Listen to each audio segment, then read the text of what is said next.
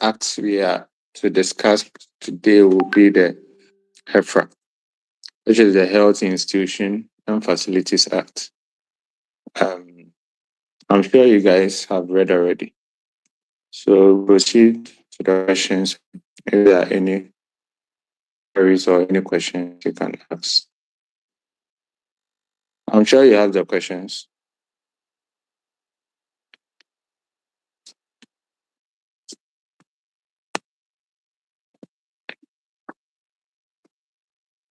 So who will be reading for us?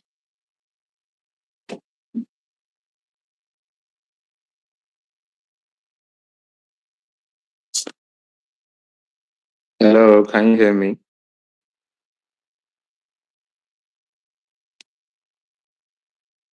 Sir, please, I'll read. Okay, all right.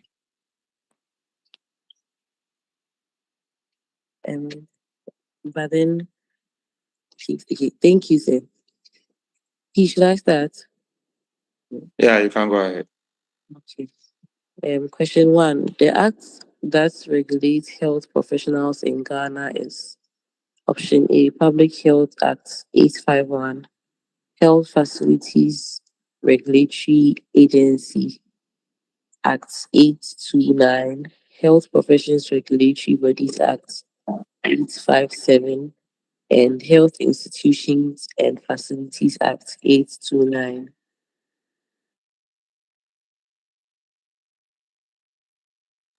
Okay, so which one are we going for? Hello, sir. Please, I think it's projecting the wrong questions. It's projecting the wrong questions.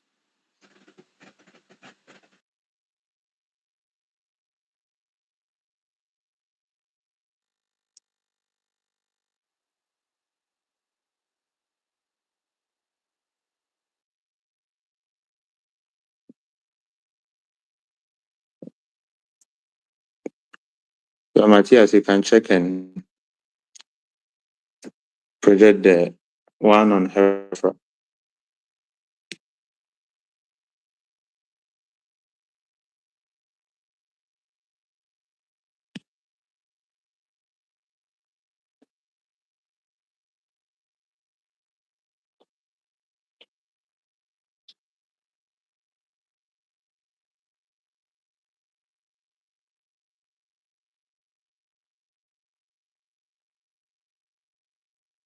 Okay, I think we can proceed.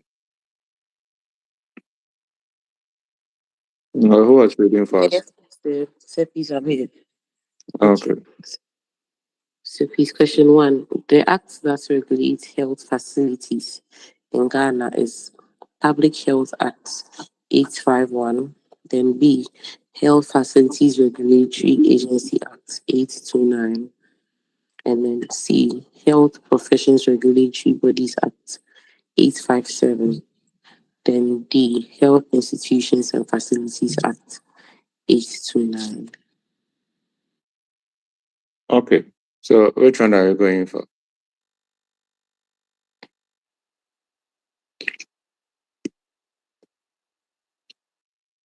So which act regulates health facilities in Ghana? D, the Health Institutions and Facilities Act 829. Okay. Why not B? B is an agency which has been established under the Health Institutions and Facilities Act. Okay, that's true. So you should know the difference. So the one we discussed, the Health Professions and Regulatory Bodies Act, that is the name of the act. And the act establishes certain agencies. So you realize that we were talking about the allied health. We talked about the Medicine and Dental Council, the Nursing and Midwifery, Pharmacy Council, the Psychology Council. All these are agencies. So these are agencies supposed to regulate health professionals. So Medicine and Dental Council regulates the doctors and dentists. Nursing and Midwifery Council, nurses and midwives. Then you have the Pharmacy Council, the Psychology Council, and the Allied Health. So these are agencies that are supposed to regulate health professionals. However, the act we are reading now or we are learning now is the Health Institution and Facilities Act. This act establishes the agency HEFRA. So HEFRA here is the agency. So the agency HEFRA here is equivalent to the Pharmacy Council agency in the Health Profession Regulatory Bodies Act. And HEFRA, their role is to regulate health facilities, whereas Pharmacy Council regulates the health professionals, in this case, pharmacists. So take note of the difference. Health Institutions and Facilities Act, that act establishes agencies that regulate health facilities, whereas the Health Professions and Regulatory Bodies Act establishes agencies that regulate health professionals. Okay, let's move on. So please, can you kindly take it again? Is that? Please, can you kindly take it again? I'm a bit confused. So I'm talking about agencies and acts. So the name of the act is Health Institution and Facilities Act. That's the name of the act. This act establishes an agency. The agency is like a body that is supposed to regulate something within the country. So in this case, the Health Institutions and Facilities Act establishes the agency HEFRA. And HEFRA stands for Health Facilities Regulatory Agency. And this agency is supposed to regulate all health facilities in Ghana. So their role is facilities. Whereas when you go to the Health Professions and Regulatory Bodies Act, we talked about the Allied Health, the Medicine and Dental, the Nursing and Midwifery Council, Pharmacy Council. All these are agencies with peculiar roles. But the main purpose of that act, Health Profession and Regulatory Bodies Act, is to establish agencies that will regulate health professionals. So the role of that Health Profession Regulatory Bodies Act is we want to establish agencies that will regulate health professionals in Ghana, whereas the Health Institutions Act is establishing the agency HEFRA to regulate health facilities. So that's the distinction. Thank you, sir. Okay. Question 2. In which year was the act that regulates health facilities in Ghana established? Option A, 2010, B, 2009, C, 2012, and then D, 2011. So which year?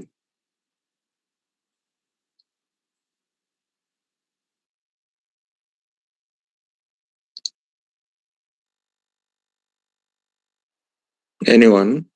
2011. 2011. Is everyone going for 2011? Or there's any other answer? Is anyone going for 2010?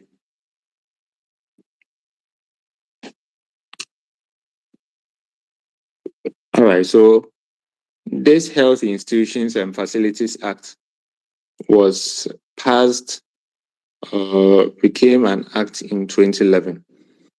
The documents are two. There's another one which is 2010. The 2010 is actually a bill. So we have bills and we have acts. So when they draft the law initially, it's a bill. It will go to Parliament and it will be passed into a law. When it becomes a law, we call it an act. So this Health Institutions and Facilities Act, there's another document, but that one is a bill. You see 2010. If you see 2010, that means 2010 it was a bill, but in 2011 it became an act. So it was passed into a law in 2011. but it wasn't a law in 2010. Okay, let's move on. Thank you. Question 3. The act that regulates health facilities in Ghana was passed by A. the President of Ghana, B. the Parliament of Ghana, C. the Board of HEFRA, and D. the Registrar of the Board. President of Ghana. B. Parliament of Ghana. Okay, Parliament of Ghana. Is everyone going for Parliament? Yes. Okay. Yeah. So, you know, from your social studies, you have executive, legislative, and the judiciary. The arm of government that passes laws is the legislative instrument. And here, that's Parliament of Ghana. So they pass a bill into a law. All right. Question 4. How many parts are there in the act that regulates health facilities in Ghana? So how many parts are there in that law? 4. 4 parts. 4 parts. Okay. How many parts were there in the Health Professions and Regulatory Bodies Act? 6 parts. 6. 6 parts. So you can be given a question where you have to compare and contrast, look at some of the similarities and look at some of the differences. Right now, you have 2 differences because you said the Health Professions and Regulatory Bodies Act establishes agencies that regulate health professionals in Ghana, whereas the Health Institution and Facilities Act establish agencies that regulate Health Facilities Act. So in terms of their role, they have distinct roles.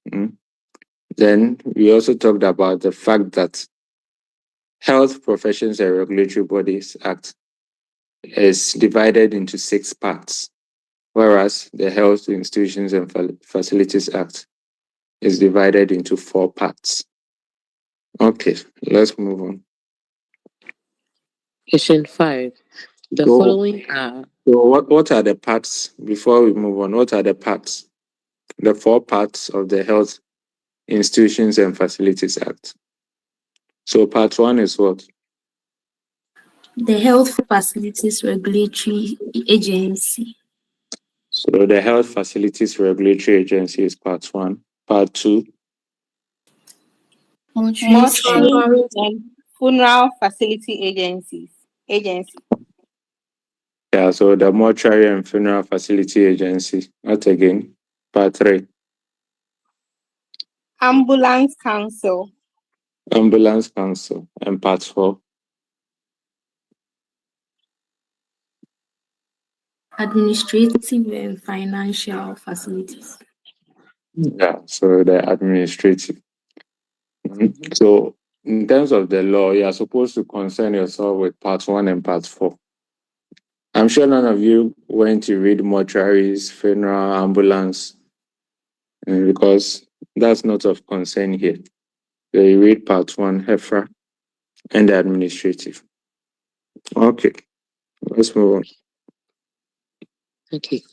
Question 5. The following are sections of the Health Facilities Regulatory Agency, except A. Licensing of facilities, B. Zonal Health Facilities Committee, C. Ambulance Services, and D. Establishment of the agency.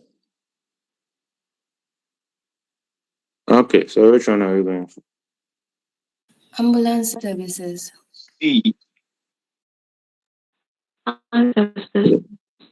Yeah, so ambulance services. So under HEFRA, which is part 1. So just like how you learned the law when we were talking about the Health Professions Regulatory Bodies Act, you have to first know the law, the name of the law, the year in which it was established, then the various agencies the law seeks to establish. Then you also have to know the parts, how many parts are there in the law, and where you are supposed to concern yourself with. The part 1, in this case, you have to know the part 1, part 2, part 3. You should know the various parts. Then under part 1, you should know the sections. So the sections under part 1, we've talked about the establishment of the agency. You also have the Zonal Health Facilities Committee, licensing of the facilities, and miscellaneous provisions. So these are the sections under part 1. Ambulance services is not part.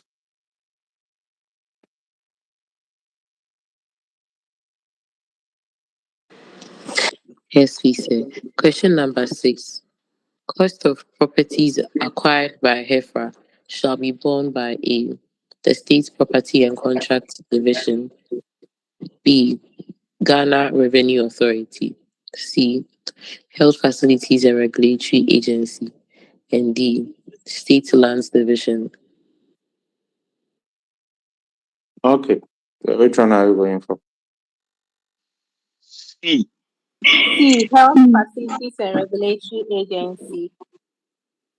Yeah, so the law talks about the fact that whenever there is hindrance in the acquisition of property, the property may be acquired for the agency under the State Property and Contract Act 1960 CA6 or the State Lands Act 1962 Act 125. But the cost shall be borne by the agency. In this case, the agency here is HEFRA. So one similarity is between Pharmacy Council and HEFRA is that whenever there is hindrance to the acquisition of property, maybe Pharmacy Council has seen a suitable land, they want to establish a secretariat or an office or something. So if they are finding it challenging, they can get that land using the State Lands Act. If it's any other property which is not a land, then they can get it under the State Property and Contract Act. But that cost in the acquisition shall be borne by the agency, in this case, HEFRA. The one that we discussed, it was Pharmacy Council. So the similarity is they can get the land through the State Lands Act or the properties through the State Property and Contract Act. However, the cost shall be borne by the agency.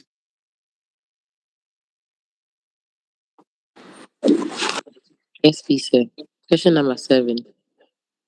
Licensing and monitoring of facilities for the provision of private and public health care service is the object of A, Pharmacy Council, B,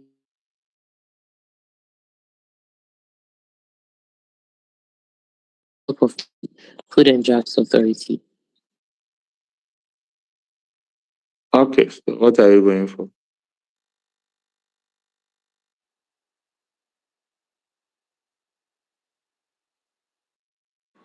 HEFRA Facility Regulatory Agency. Yeah, so Health Facilities and Regulatory Agency. So the object of the agency is to license and monitor facilities for the provision of private and public healthcare services. So that's the object of Health Facilities and Regulatory Agency. What was the object of Pharmacy Council?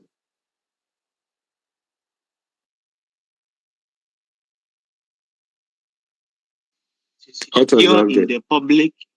Secure in the public interest the highest standards of pharmacy practice In the country, right? So they are there to secure in the public interest the highest standard of practice of pharmacy in the country. That is the object of Pharmacy Council. So here we are looking at the practice. So from the object, they are there to secure in the public interest the highest standard of practice of pharmacy in the country. So Pharmacy Council is looking at the practice.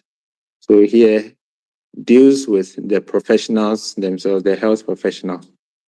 However, HEFRA here, their object is to license and monitor private facilities and public health care services. So they license and monitor facilities for the provision of private and public health care services. So that's their main object. So if we are looking at pharmacies are part of health facilities, right? They should be licensed by HEFRA. So that's the main object of HEFRA. But in terms of the professionals, licensing or getting the registration of pharmacists, the conduct and everything, Pharmacy Council, that's their job because they deal with the practice. HEFRA deals with facilities. Okay, let's move on.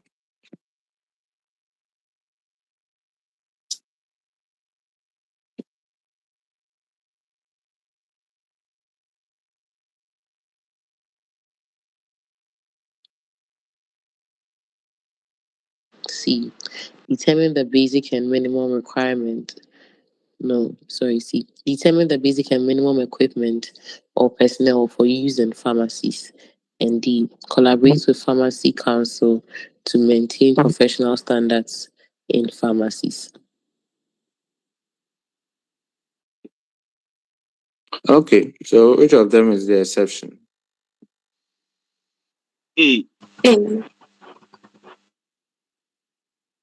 Why A? A rather approve applications. Applications The of approved what? license of facilities, not pharmacy.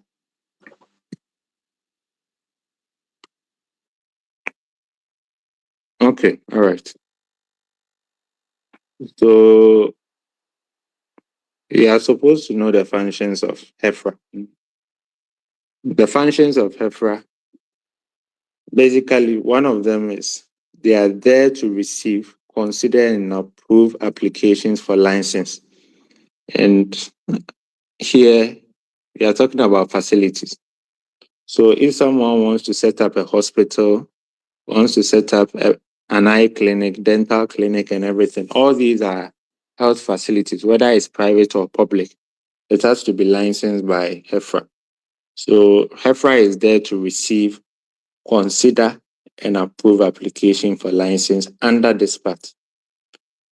They are also there to inspect and license facilities intended for the provision of public and private healthcare services. So aside receiving, considering, and approving application, after they've approved, they'll come and inspect. So they inspect and license facilities intended for provision of private and public healthcare services.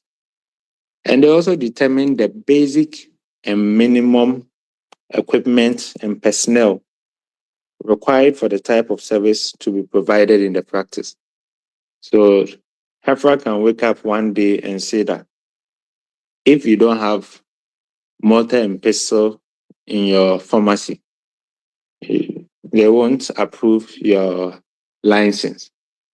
Or if you don't have, because these are equipment, if you don't have the necessary equipment, they wouldn't approve. Maybe you can't run a hospital without having these basic equipment. You don't have fake, you don't have BP machines, you don't have thermometers and all that. These are basic equipment. So they determine the basic and minimum equipment and personnel. So the personnel today determine maybe for you to run a hospital, you need at least 5 doctors, 10 nurses, maybe 5 pharmacists, 2 or so technicians. They determine the personnel. So that's the job of HEFRA. Then they also regulate and monitor activities in a practice to determine the adequacy and standard of health care provided.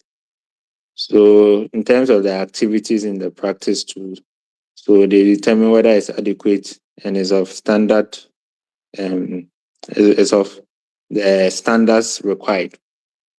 And they also collaborate with other person or authority to maintain one professional standards in practice. Here, if it's pharmacy, they collaborate with Pharmacy Council. If it's the hospital, they collaborate with Medicine and Dental Council, Pharmacy Council, Nursing and Midwifery Council, and all that. Because here they are looking at professional standards in practice. And we are also saying they regularly assess health facilities for certification and accreditation.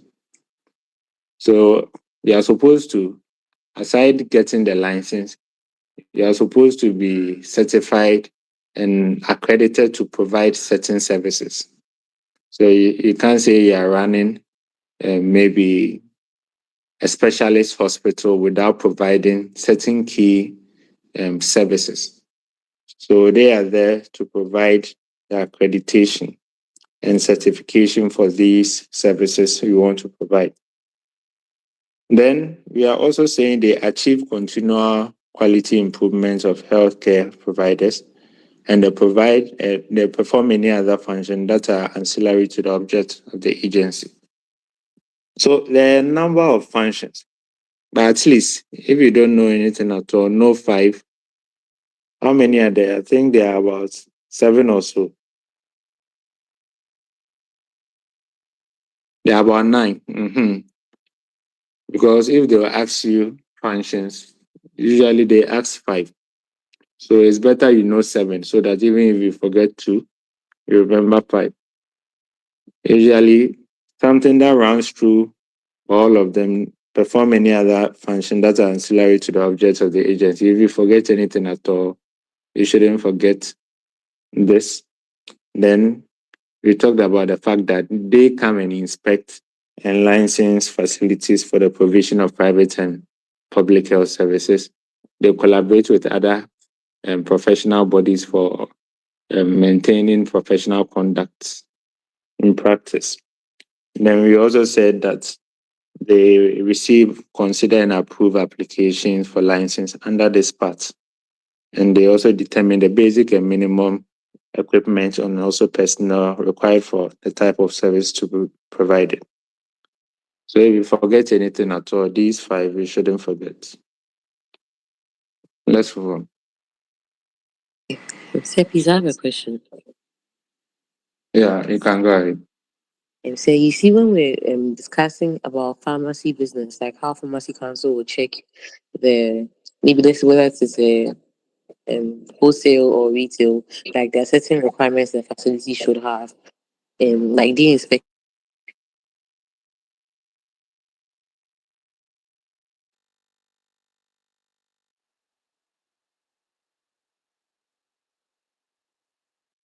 Hello.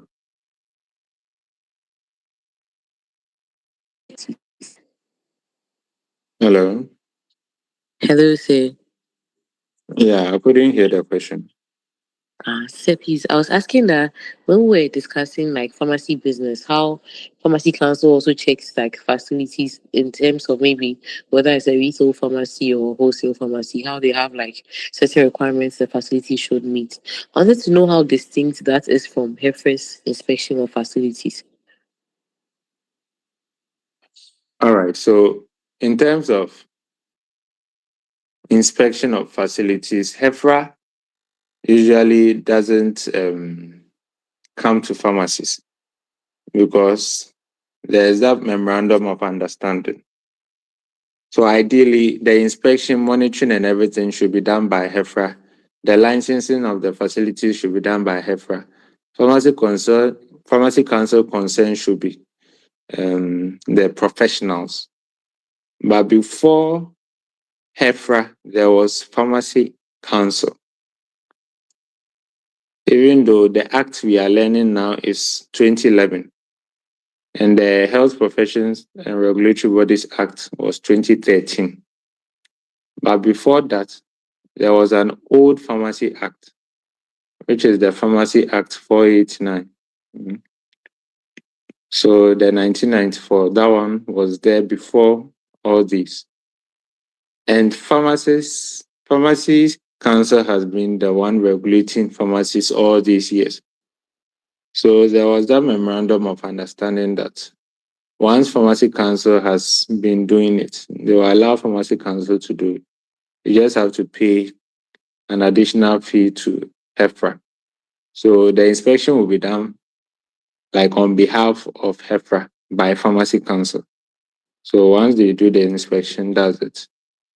But when it comes to the other health facilities, hospitals, clinics, and all that, then HEFRA does the inspection. And when they go there, we are looking at the materials you need to perform the service. So you can't run a hospital without having a consulting room.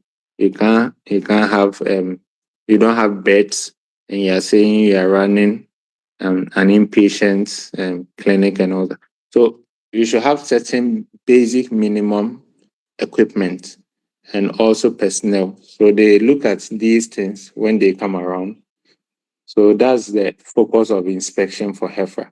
But they do it more in the hospitals and clinics, and they leave pharmacies or Pharmacy Council. Yes, please, sir.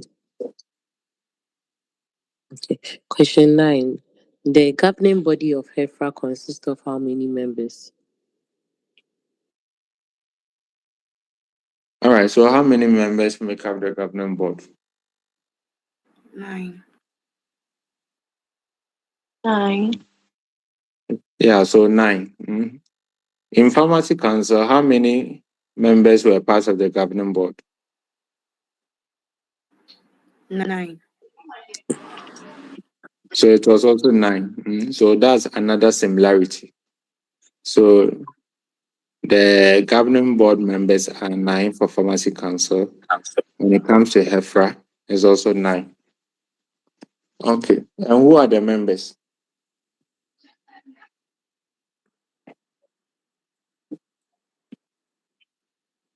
The governing board of the agency of HEFRA. So let's go through the governing board. Who are the members?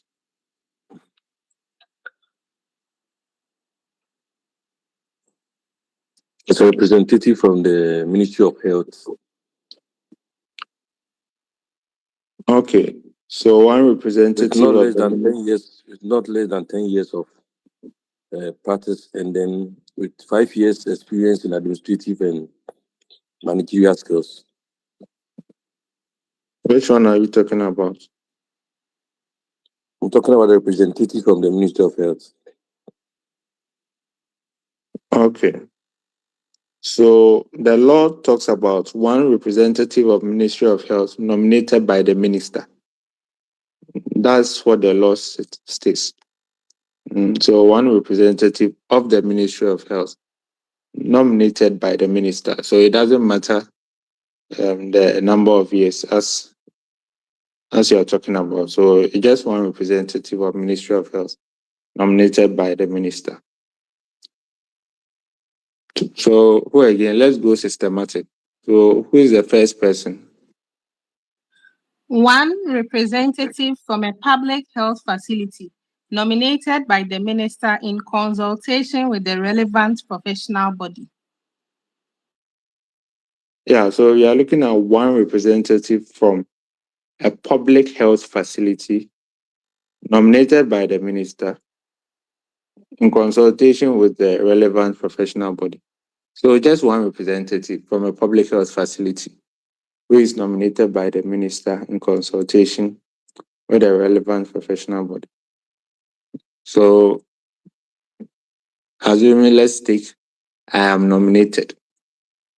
So I work in a public health facility, which is CATH. So because of that, I'm nominated by the minister in consultation with the relevant professional body, in this case, Pharmacy Council. So if it's a doctor from CATH, then in consultation with Medicine and Dental Council. If it's a nurse, then Nursing and Midwifery Council. So just one representative. Okay, the next person. One representative from the National Health Insurance Authority, not below the rank of a director. Yeah, so any of the directors are the National Health Insurance Authority, so NHIA. any of the directors can be appointed. Okay.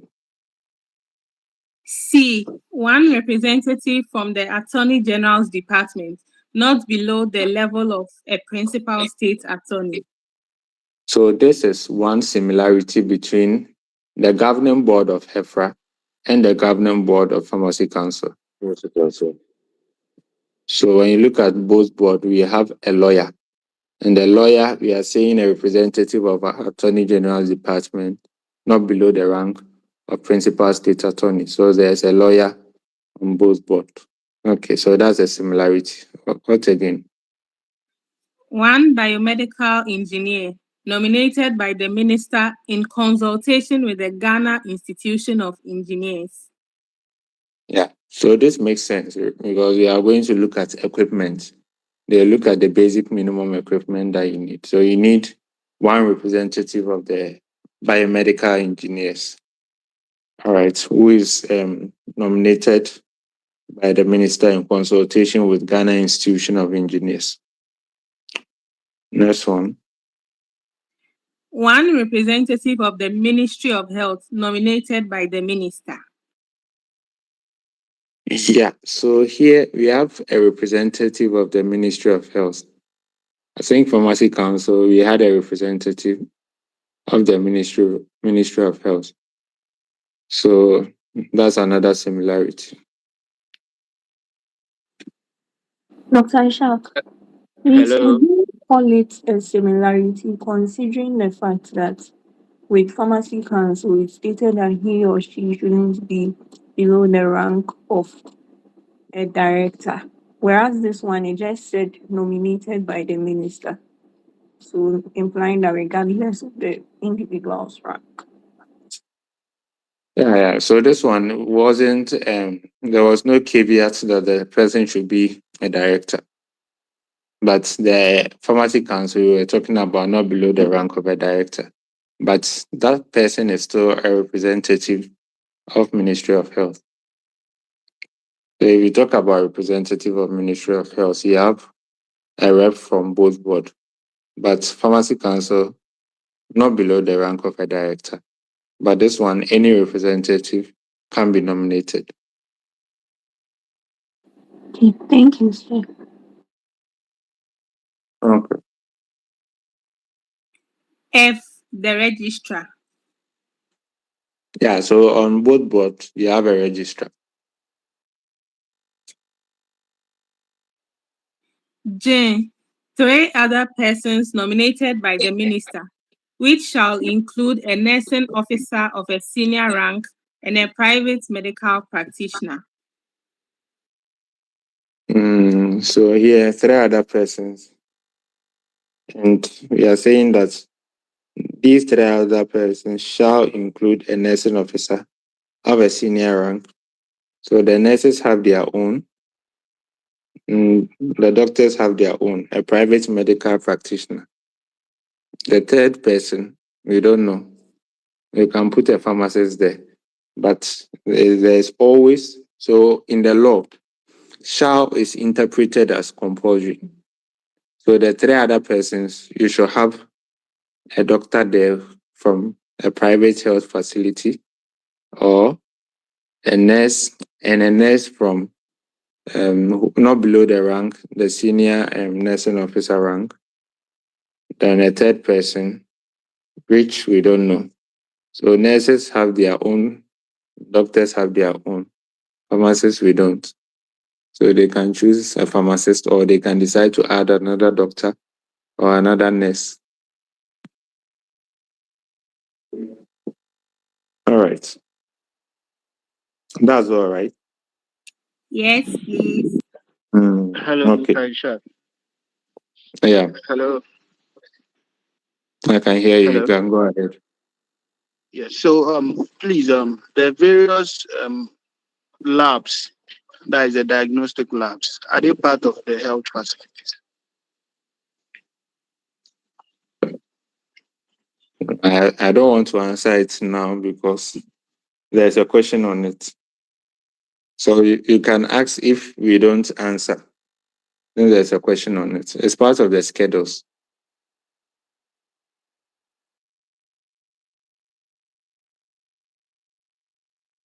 Any other question? Okay, let's move on. Okay, thank you. Question number 10. All the following are members of the governing board of HEFRA except A, the registrar, B, a biomedical engineer from Ghana Institute of Engineers, C, Minister of Health, D, Director of NHIA. C, Minister of Health. Okay, is that what everyone is going for?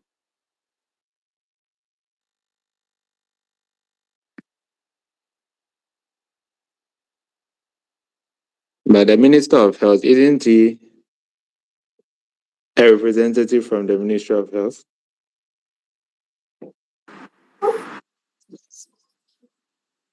This one is saying Minister of Health. Now that one is saying a representative. So can't he be a representative? No. One representative of the Ministry of Health nominated by the minister. Yeah. So he can nominate himself. No, the minister cannot nominate himself. Okay. All right. So the law is saying one representative of the Ministry of Health nominated by the minister. So the minister has the power to nominate anyone of the Ministry of Health. So it's not a position which is exclusive to the Minister of Health. Any representative of Ministry of Health can hold. Okay, let's move on. Okay, question 11. Which of these is an ex-officio member of HEFRA? A, biomedical engineer from Ghana Institute of Engineers. B, director of the National Health Insurance Authority. C, public health facility rep. And D, senior nursing officer nominated by the minister. Yeah, which of these is an ex-officio member?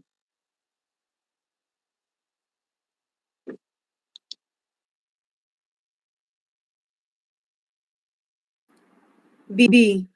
B.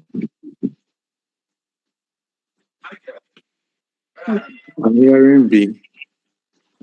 Is everyone going for B?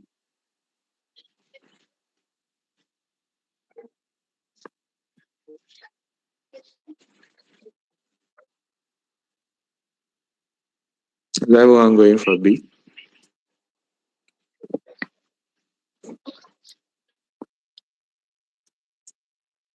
Okay, so how many ex-officio members? We said there are 9 members on the board. So how many ex-officio members do you have on the board?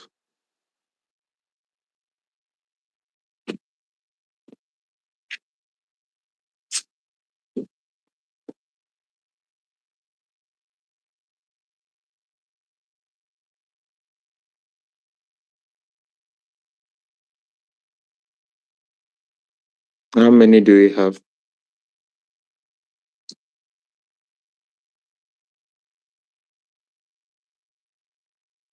Pharmacy Council, how many ex-officio members did we say we have on the board?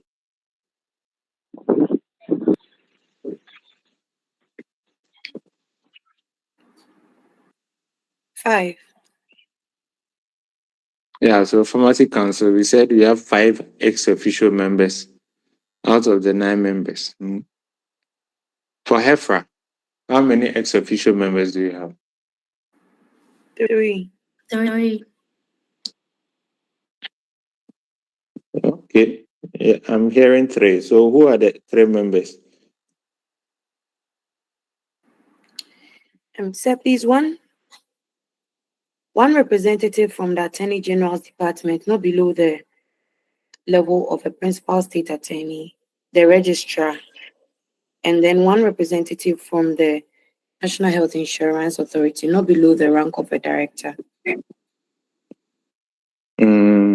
Okay. So everyone is going for 3.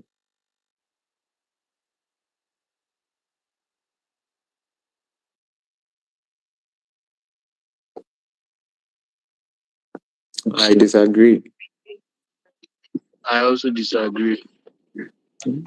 So what are you going for? I think they have You think there are four? Okay. So who is the fourth person?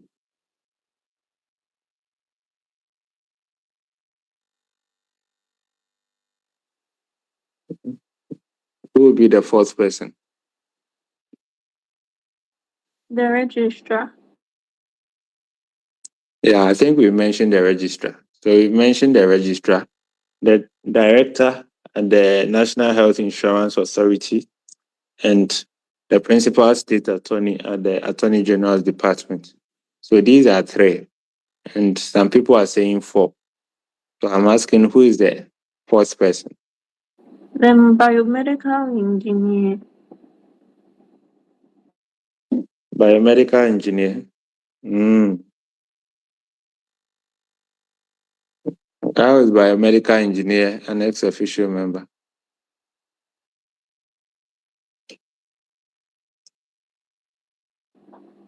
I'm saying that because in Pharmacy Council, the governing board for Pharmacy Council, we stated that the pharmacist elected by other pharmacists to be a member of the board is considered an ex-official member.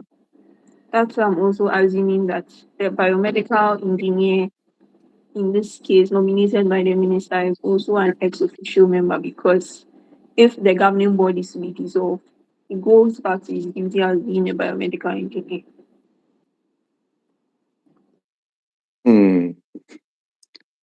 Don't confuse the two, because for Pharmacy Council, it was one representative of registered pharmacists elected by registered pharmacists. So the person is elected, not nominated. So that person is elected as the president of PSGH. And that position, because he's the president of PSGH, it allows him to be a member of the board. So by virtue of a previous position, it is allowing him to be a member of the board. But this is just one representative, one biomedical engineer nominated by the minister in consultation with Ghana Institute of Engineers. So you can just nominate any biomedical engineer in the country. It doesn't mean you should have a previous position before you can. It's like saying biomedical engineer is like saying a pharmacist. It's not a position. So if that pharmacist is maybe director of pharmaceutical services at MOH, president of PSGH, dean of KNUST, that is a previous position. So that biomedical engineer is just a professional. He doesn't have any position. So he can just be nominated by the minister. By the other one, we are looking at one registered pharmacist elected by registered pharmacists. And once you are elected, you are holding a certain position, and that position gives you the advantage of being a member of the board. So who is the fourth person?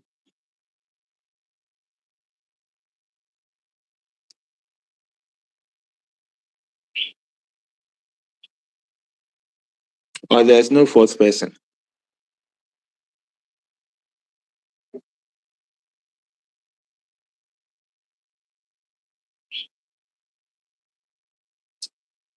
Hello, can you hear me? Yes, please.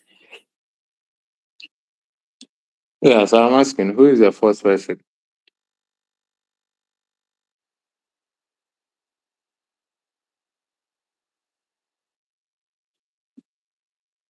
I thought there was three other persons, of which one should be a nursing officer, not below the rank of senior nursing officer.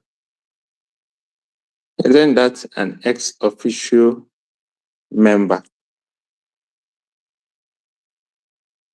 Well, the person holds the position senior nursing officer.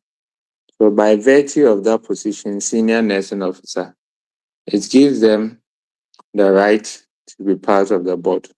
There are a lot of nurses in the country, but not all of them are senior nursing officers. So it's just like pharmacists. We are all pharmacists, but we have senior pharmacists, we have principal pharmacists, we have chief pharmacists, we have specialist pharmacists, consultant pharmacists. So by virtue of that position, which is a nursing officer not below the senior rank, so it can be senior nursing officer, chief nursing officer, principal nursing officer. These are senior ranks. So by virtue of that position, they can also be part of the board. So that is the fourth person. So there are 4 ex-officio members on the HEFRA board, and there are 5 ex-officio members on the Pharmacy Council board. And that is another difference. Hello, Dr. Aisha. Yeah, Hello, Dr. Aisha. I can hear you. Go ahead. So please with the issue of the ex officio, first of all, with the Pharmacy Council, sorry to take you back, but then I was thinking it was 4. The person nominated from the Attorney General's department. I was thinking that is not an ex officio member. If you can enlighten me more about it.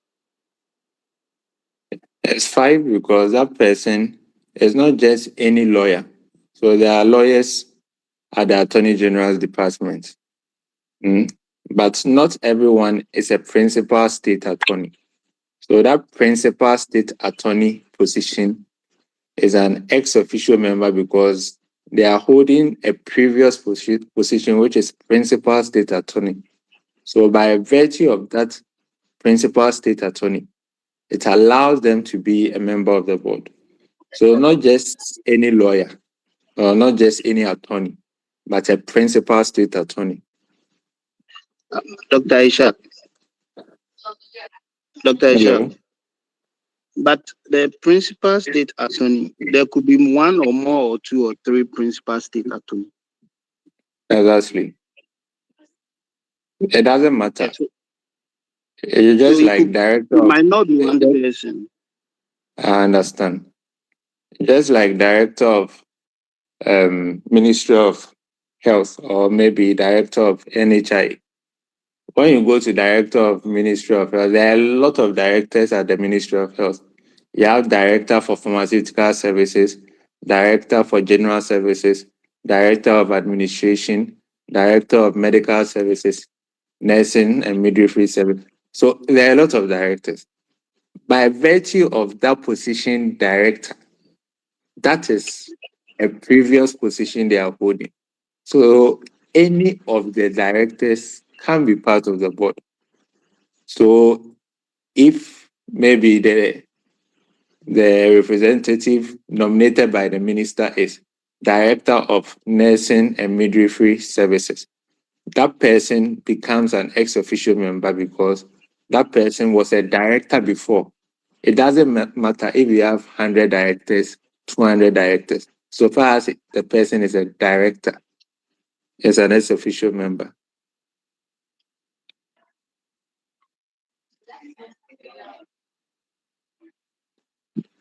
I don't know if it's clear.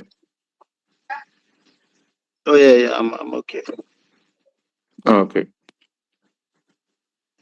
Any other questions? All right. So the ex officio members on the Pharmacy Council board are 5, and that on the HEFRA board are 4. So we have 4 ex officio members out of 9 members, HEFRA, 5 out of 9. So that's another difference in terms of the ex officio members. Okay. So for this question, are you guys still going for B?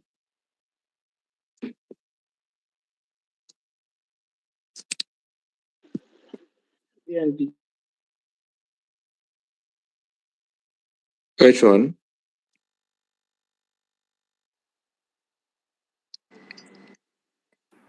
B and D. Yeah, so B and D. So B and D, Director of National Health Insurance Authority, and a senior nursing officer nominated by the minister. So these are ex-officio members.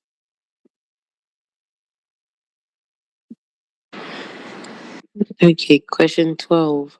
All these members of HEFRA board are nominated by the minister except A, biomedical engineer, B, private medical practitioner, C, senior nursing officer, and D, principal state attorney.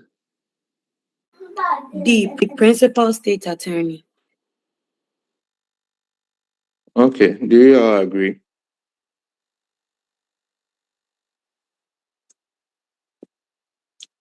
All the following are nominated by the minister except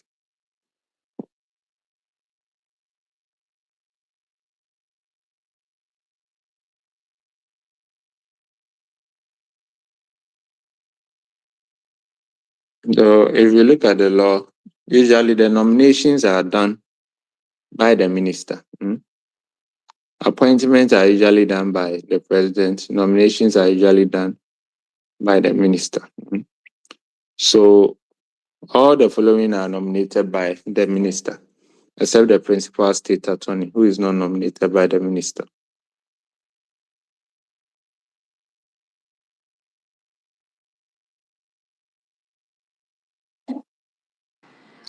Okay, so question 13. Non-ex-officio members of the governing body are appointed by A, the president, B, the chairperson, C, the minister, D, the registrar. Okay. The president.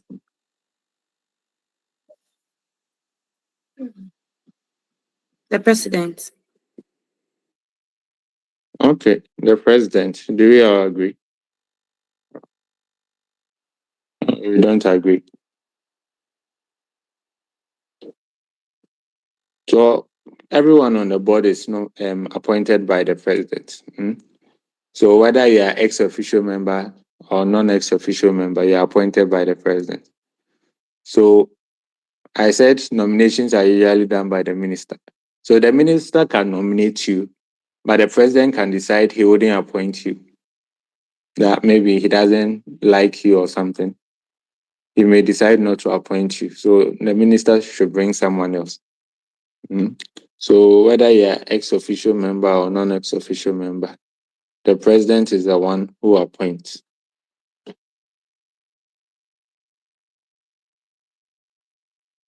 Okay, let's move on. Okay, question number 14. The maximum number of members a zonal committee can have is A, 6, B, 4, C, 5, and D, 7.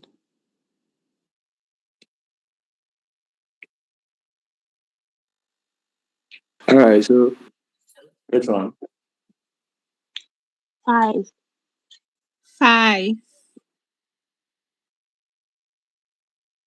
Yeah, so 5. So zonal health committee shall comprise no more than 5 members. So these are the people we expect, no more than 5. All right, let's move on. So the zonal committee is more like a committee of HEFRA, which is supposed to execute the functions of the HEFRA. So when you look at the groundwork, in terms of going about doing the inspection, the monitoring, the licensing and everything, is the zonal health committee. So it's a subsidiary of the board that is responsible for the executing the functions of the board. Okay.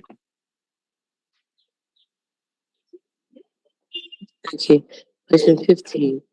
The members of the zonal committee of HEFRA are appointed by A, the president, B, the board, C, the chairperson, and D, the registrar.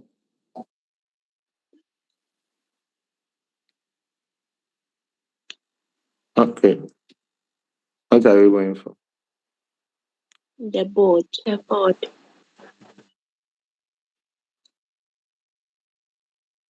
Hey, you guys, are you sure? Appointed by the board, not the president.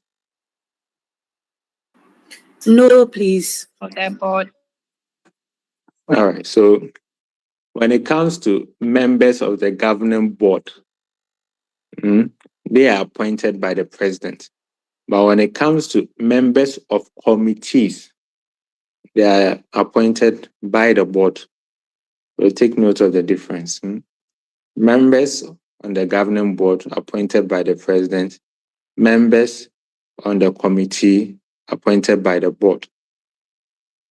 All right.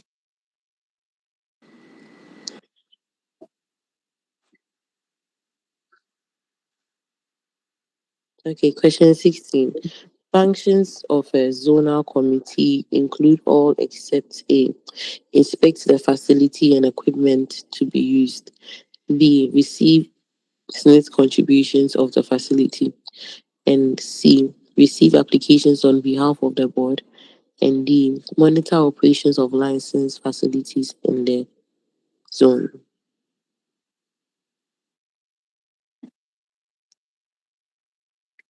So what's the session?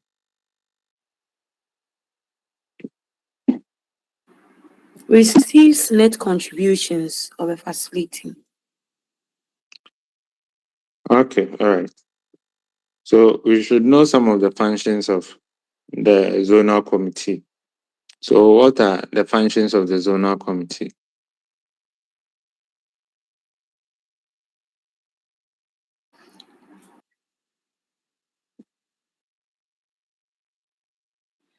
So a zonal committee shall A. Receive applications on behalf of the board and make recommendations to the board for the licensing of facilities for a practice. Yeah, so they receive the application and they make the recommendation to the board whether the board should approve or not approve. So if you want to license your facility, it's the zonal committee that would receive that application for the license. And they'll do the groundwork and send it to the board, approve or not to approve. Okay. B. Monitor the operations of licensed facilities in the zone.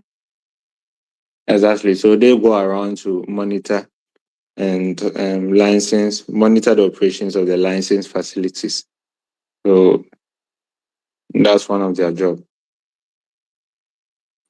C. Receive licensing fees on behalf of the board. Yeah, so any amount of money that you have to be paid, you have to pay for licensing and everything. It's a zonal health committee that receives that money, and they are doing so on behalf of the board. D. Inspect a facility and the equipment to be used in a practice. So as I said, the inspection of the facility, the equipment you are using there and all that, this will be done by the zonal health committee. So they are basically executing the functions of the governing board. Okay, not again. E. Appraise the technical specifications of a facility for a license. Yeah, so they are responsible for the accreditation and all that. So whether you have the necessary equipment and all the specification, technical specification for the license.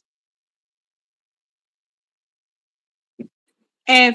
Effect a temporary closure of a facility with the assistance of a senior police officer, not below the rank of assistant superintendent of police.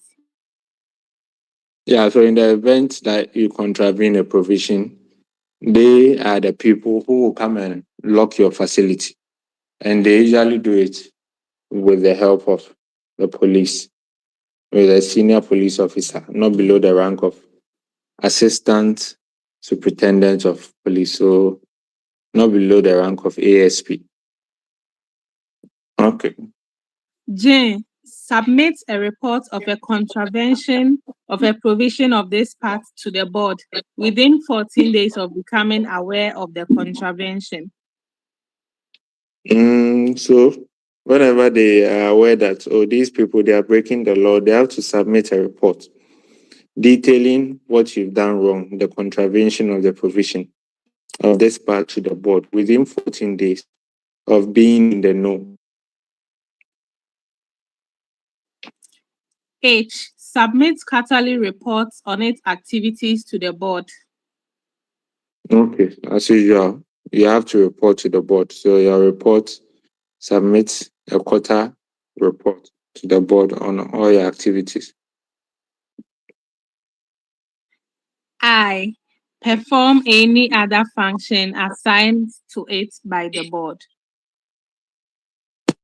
So as usual, aside any other function, they perform any function assigned to them by the board.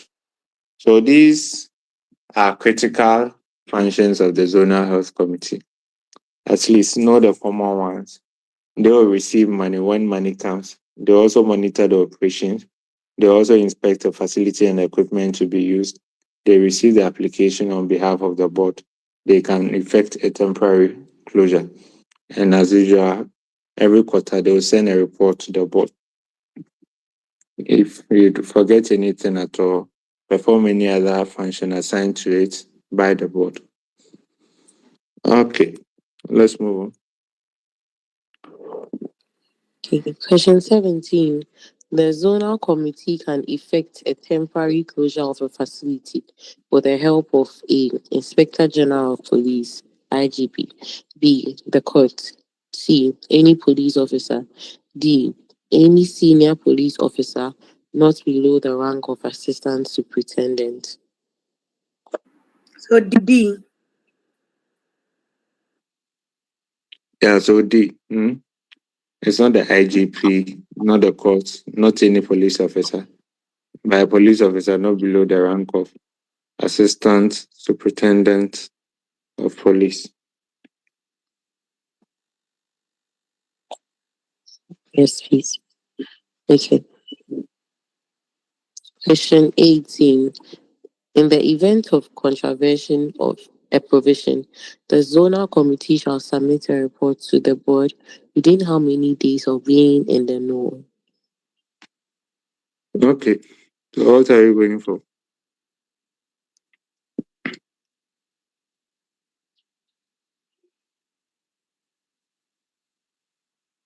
$14. 14 days.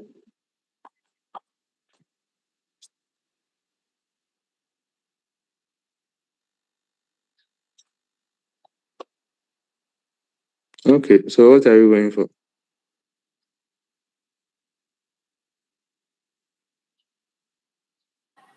14 days.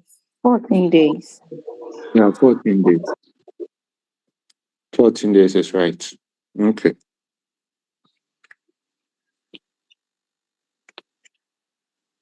Okay. Question number 19.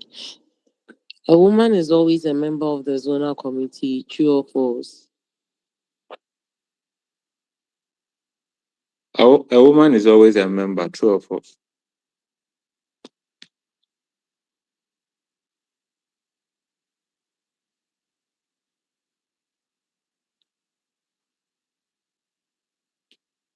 What are you going for?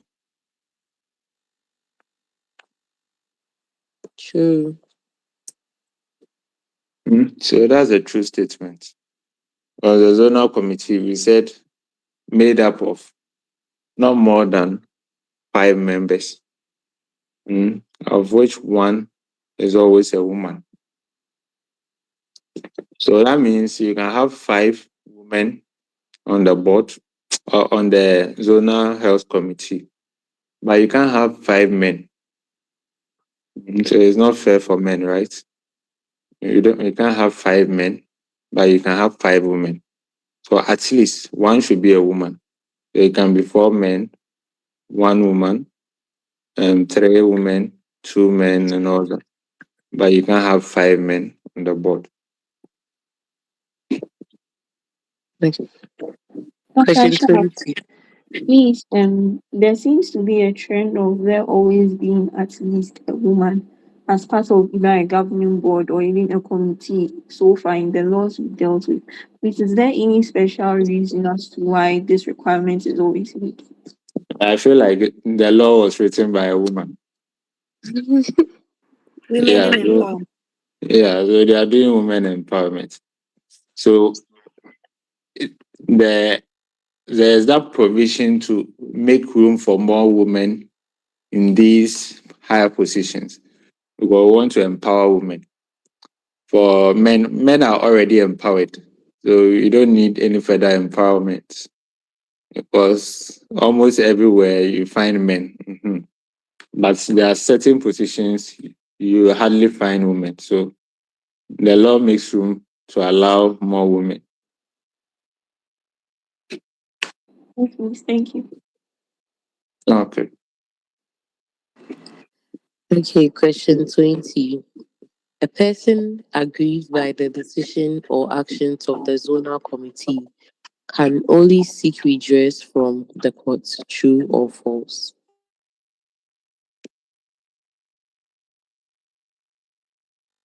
Okay. So what are we going for?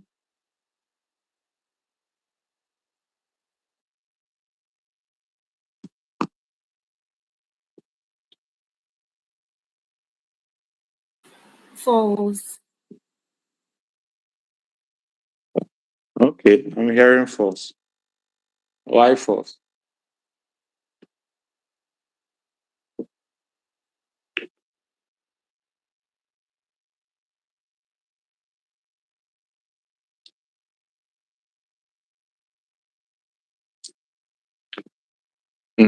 Aside going to court, is there any other option for them?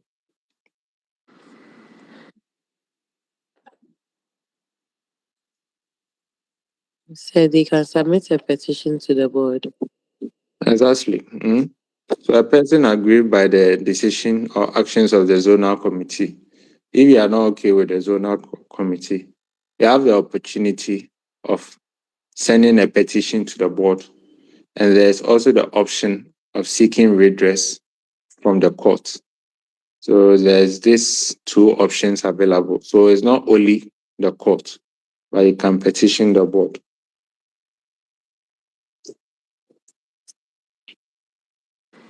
Question 21. The board of HEFRA shall communicate its decision to aggrieved persons within 30 days of receiving the petition, true or false?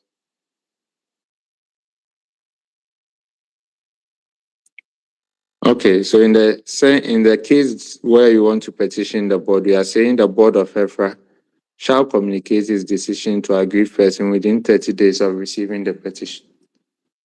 True or false? False. Or false? It's within 4 weeks, not 30 days. Within 4 weeks, not 30 days. But 30 days, isn't it 4 weeks?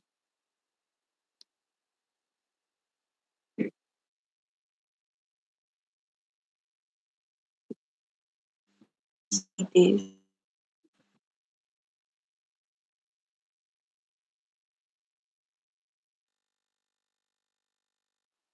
Is it 4 weeks in the law?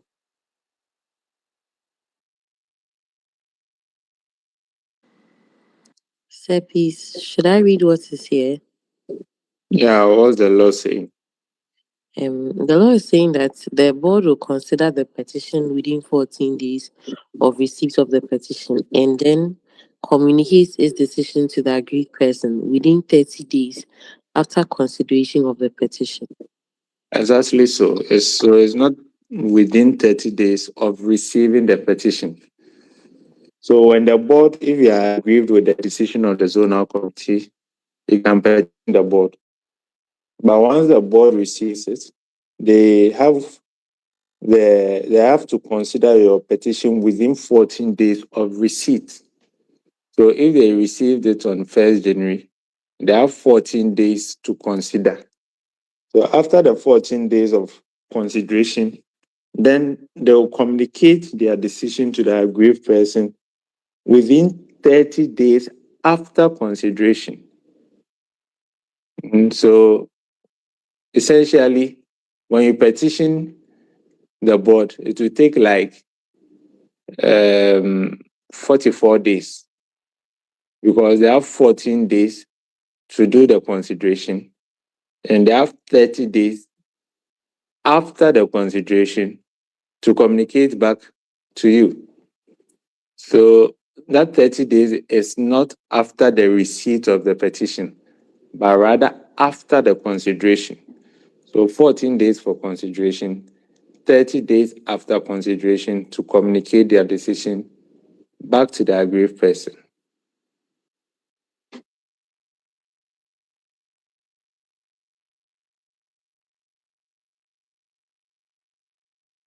Okay, let's move on. Okay. Question 22. All these are requirements of the application for a license from HEFRA except A. Evidence of financial capability of the ownership. B. Clearance from Environmental Protection Agency. C. Preliminary approval from the Zonal Committee of the District Assembly. And D. List of the equipment to be used and the type of service to be rendered. Okay, so what are you going for?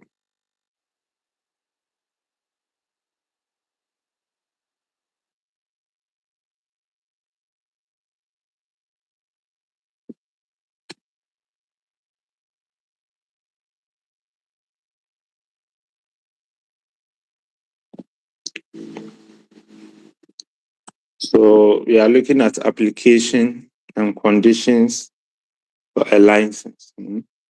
So if you want to start maybe a clinic, a hospital, and all that, there are certain things that you should do. And these have been highlighted in the law. So what are they?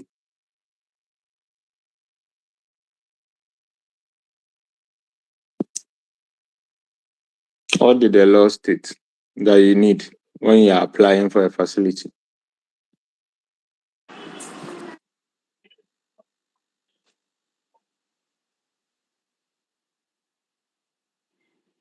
A. The block plan of the facility for the practice. Yeah, so the plan. So you need that block plan, the architectural plan, and everything of the facility that you want to use for practice. All right, what again? B. Preliminary approval from the District Planning Authority of the District Assembly on the suitability of the land and facility to be used for the practice. Yeah, so you should get an approval from the District Planning Authority. So they plan and say, we want our hospitals to be here, our school park to be here, our markets should be here, this and that should be here. So if they agree that, where you want to situate, it's okay, it's fine. It doesn't block any waterway and all that. The suitability of the land, they agree. So they'll give you a preliminary approval. Okay, what again? C. Clearance from the Environmental Protection Agency. Yeah, so Environmental Protection Agency, you have to get clearance. These people, I don't know what they are doing, but essentially environmental protection. So they are there to protect the environment, our forest reserves, our water bodies, our land and everything. So if you want to set up a company that would destroy the forest, destroy the land, destroy our water bodies, they are there supposed to protect the environment. So you need clearance. If you get clearance and they say whatever you are coming to do is environmentally friendly, then you can go ahead.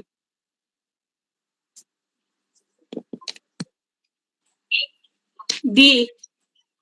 Plans for the disposal of medical waste. Yeah, so if you are operating a medical facility, we expect you that all the medical waste, your shafts, your sewages and all that, what are your plans in terms of disposal. So you should tell them how you dispose each of the various categories of waste. E.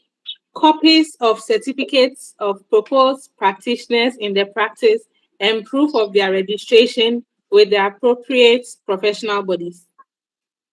Yeah, so if it's hospital, the doctors there, you have to make sure that they are certified doctors. So any evidence certificate to show that they finished medical school, the nursing school for the nurses, the pharmacy school.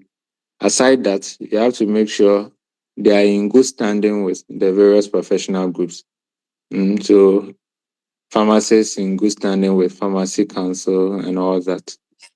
So it's the same. So they need evidence and copies of certificates of proposed practitioners in practice and proof of their registration with the appropriate professional bodies.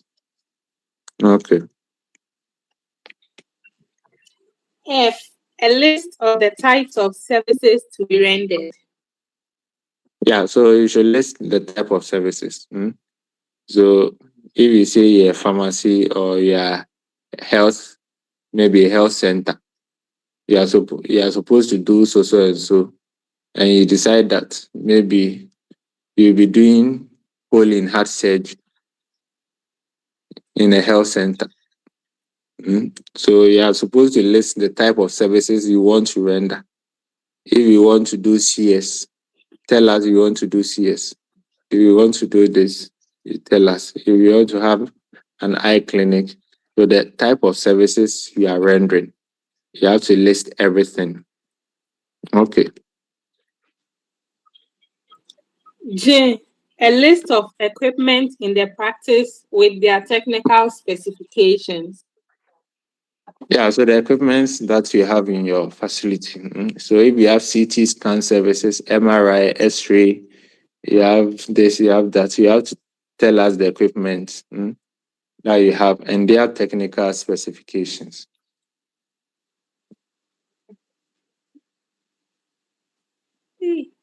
Okay.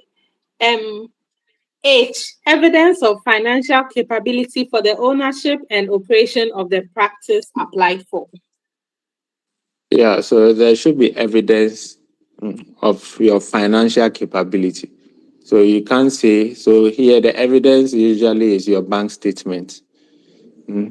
So you can't say you want to operate or start a hospital. And when they look at your bank statement, you have 5,000 cedis in your account. That is not evidence of financial capability. Unless maybe you are keeping your money at home. So you should have some evidence to show that you have money to run the business. Okay. I. The prescribed fee. Yeah, so that's the most important thing. After everything, come and pay the prescribed fee before we issue the license. So these are the list, then any other requirements specified by the board. So these are the things that you are supposed to provide. So going back to the question, which one do you think is an exception?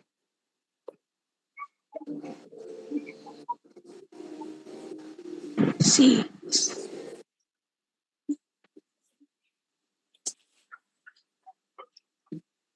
Which one are you going for? Yes, C.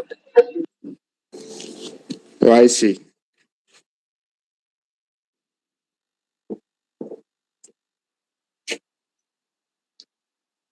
I thought you needed preliminary approval from the district assembly.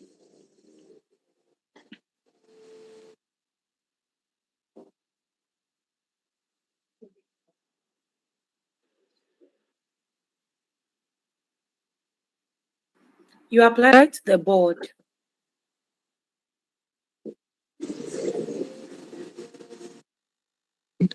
The agency, I mean. Zonal committees dis- are of the board, district- not the district assembly. So you're saying preliminary approval from the board, not zonal committee. Yeah. From the district planning authority or the district assembly.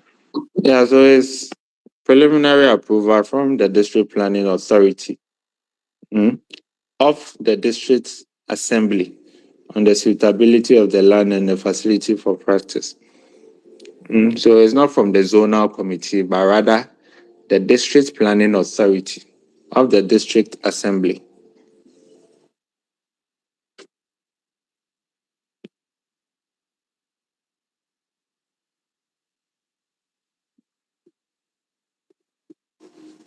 Okay. Question 23.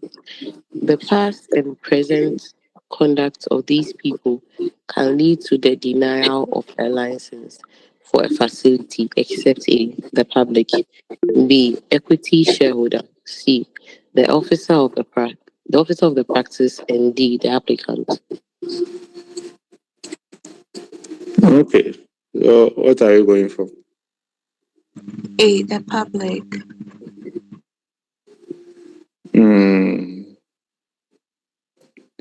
Is everyone going for the public?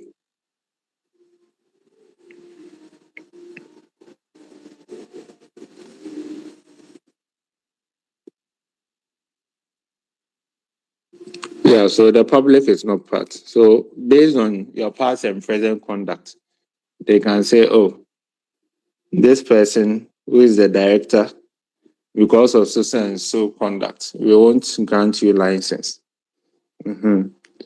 So the people under which we can say, based on their past and present conduct, we can decide not to grant you license is the officer or director of the practice, a person who has equity shares in the practice or an officer or a director, and a person with beneficial interest in the operations of the practice. So someone who is the officer of the practice, the applicant, the director, equity shareholder, someone with beneficial interest, all these people, they can look at your past and present conduct and decide not to give you the license. Okay. Doc. Yeah. Doc. Hello. Doc. Hello, I can hear you.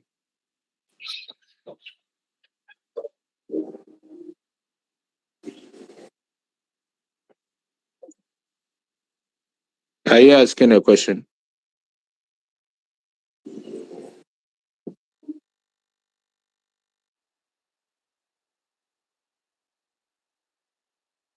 Okay, let's move on. Okay, so question number 24. Promise is a Ghanaian trained pharmacist of Nigerian descent who graduated in 2020 and wishes to set up her own pharmacy. According to the Health Institutions and Facilities Act, Promise has to satisfy all these except A, marry a Ghanaian as a spouse, B, obtain a valid work permit, C, register with Pharmacy Council, D, have at least 5 years post-qualification experience. Okay. So which one are you going for? A. Why A?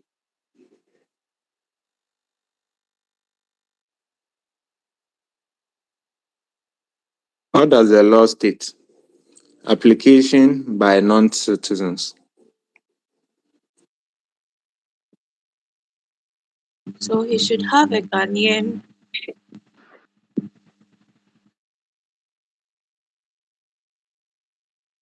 He should have a Ghanaian in a similar discipline as a business partner. Not marry a Ghanaian as a spouse. Why isn't your spouse your business partner?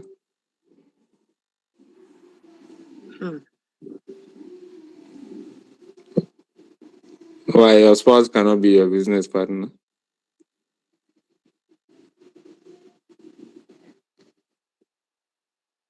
Or you guys don't mix business with pleasure? No say. All right. So according to the law, we are looking at a person should possess a valid work permit issued by the Ministry of Interior. So this is non-citizens who wants to operate or practice, operate a facility in the country. So here, Promise is a Ghanaian trained pharmacist of Nigerian descent. So she is Nigerian, but she trained in Ghana.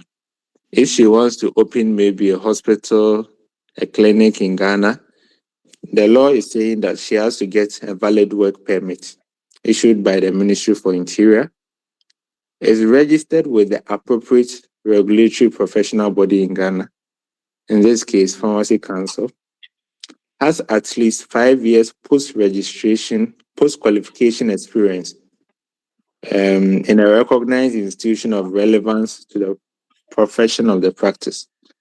So after qualification, getting the PharmD, she has to practice for 5 years before in a recognized institution of relevance to the profession of practice. Then has a Ghanaian professional in a similar discipline as a business partner. So the law is saying that you should have a Ghanaian professional in a similar discipline.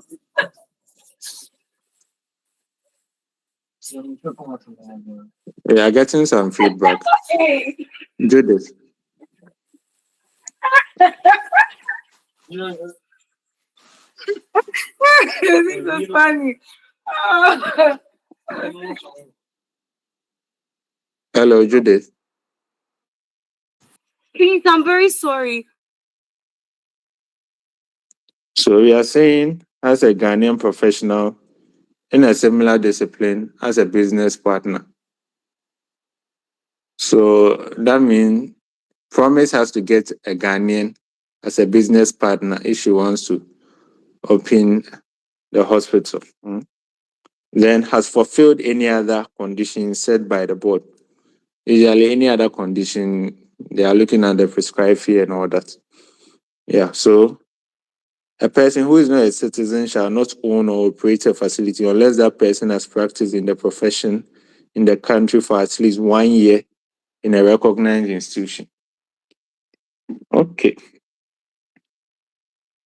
So what it means is the law didn't necessarily say Promise should marry a Ghanaian. So she can decide to marry whoever she wants to marry. Just that she should have a Ghanaian as a business partner. So that's the provision as stated by the law. And that Ghanaian who is a business partner should be in a similar discipline. So if you want to open a hospital or something, that person at least should be a health professional. So it's within the discipline, maybe a doctor or something, or a pharmacist. So that is the ruling on the law. However, you don't necessarily have to marry a Ghanaian. But it's a little relaxed for pharmacies. So if a non-Ghanaian wants to open a pharmacy, they don't have to practice for 5 years. Once they pass the professional exams, they have their license and everything, and they practice for 1 year. So the 1 year is the house job that you do. After the house job, you can open a facility. So it's not strict on having a 5 years post-qualification experience. So once you've done your house job, you have your 1 year post-registration practice, you can go ahead and open a pharmacy. You should have a Ghanaian as a business partner when it comes to hospitals and all that, because HEFRA is the one that regulates these. But pharmacies, Pharmacy Council is a little lenient. They don't require that you have a Ghanaian as a business partner when you are trying to open a pharmacy. But if it's a hospital where HEFRA comes in, then you need a business partner who is a Ghanaian. All right, so let's move on. Okay. Question Please, I have 25. a question. Okay. Okay, so please, with the C, the 5 years post-qualification experience in a recognized institution of relevance to the profession of a practice, and the 2, which says that a person who is not a citizen shall not own or operate unless that person has practiced in a profession in the country for at least 1 year in a recognized institution. With the recognized institution in the CN number 2, are they the same or they are different? Yeah, so the first one we are looking at has at least 5 years post-qualification experience in a recognized institution of relevance to the profession of the practice. Then the section 2, a person who is not a citizen shall not own or operate a facility unless that person has practiced. So the first one is talking about a person who is not a citizen may apply to the agency to own or operate. So there are this, I think there's this conflict in terms of the practice, because I was thinking the first one is about application by a non-citizen, and the second one was someone owning the facility or operating the facility. But it seems it's the same thing. But once you practice for 1 year, you can go ahead. So they are usually strict on the 1 year. So once you've done your 1 year house job, which is you practicing the PharmD medicine for 1 year or 2 years, then you are good to go. They are not strict on the 5 years. Yes, please. Thank you. Okay.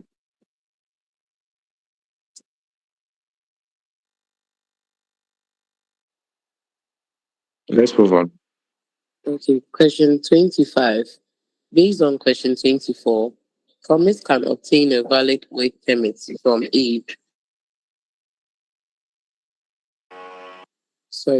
from A, Ministry of Health.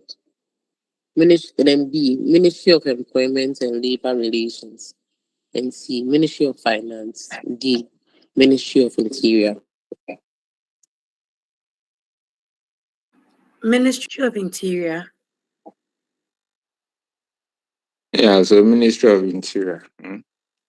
So that is where they obtain work permits. Okay, let's move on.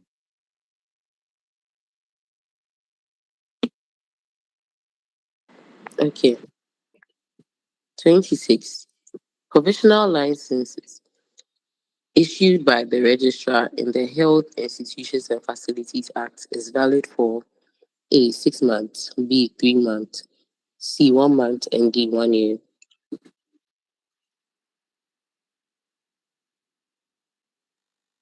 Okay, which one are you going for?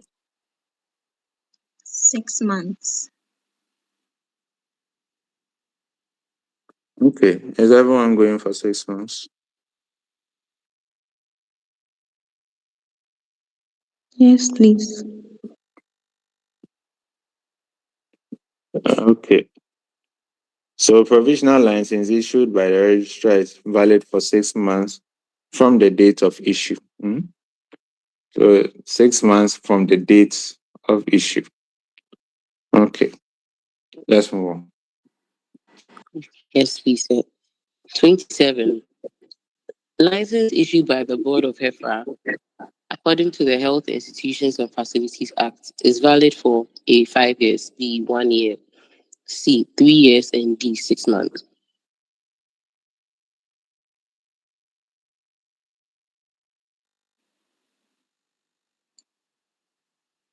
Okay, so what are you going for?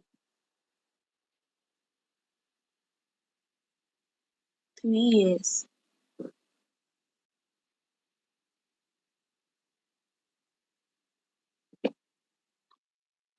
Okay, I'm hearing 3 years. Is everyone going for 3 years?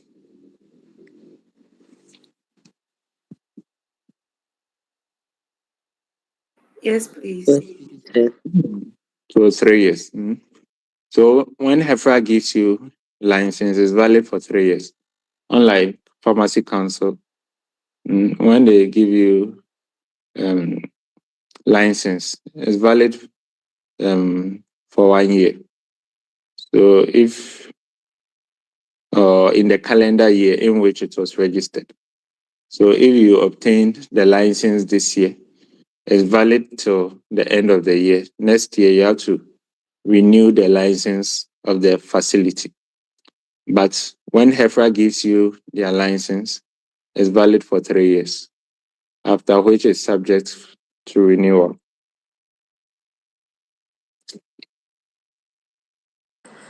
Okay, question 28.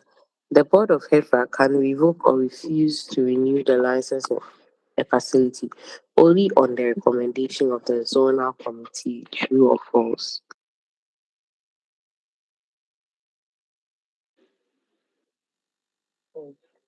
False.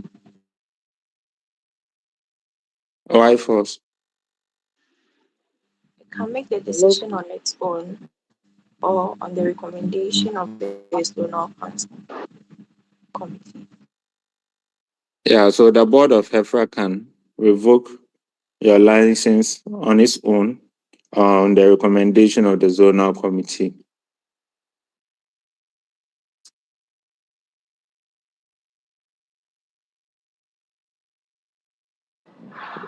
Okay. 29.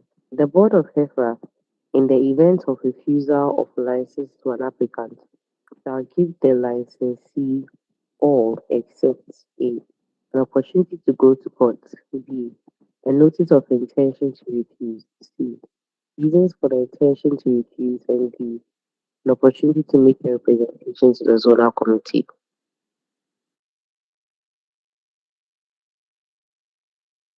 Okay, so what are you going for?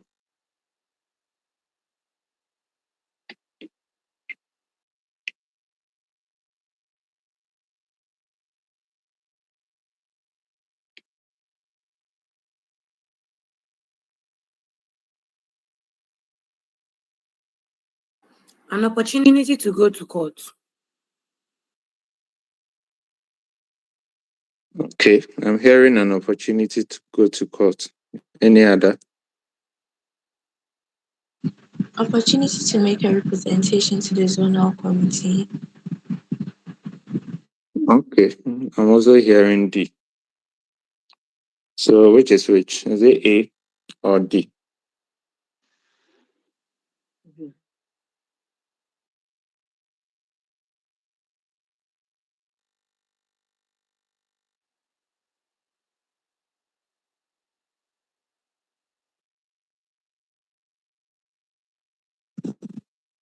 Which one are you going for? So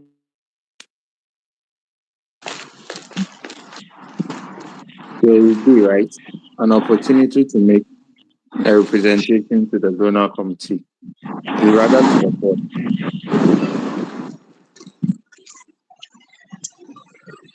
So you have an opportunity to go. Evelyn, we are getting some feedback from you.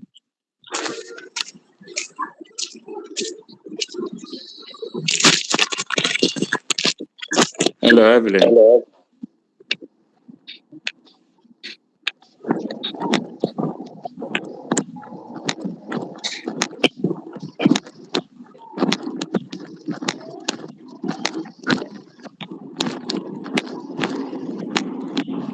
Matthias, can you mute Evelyn?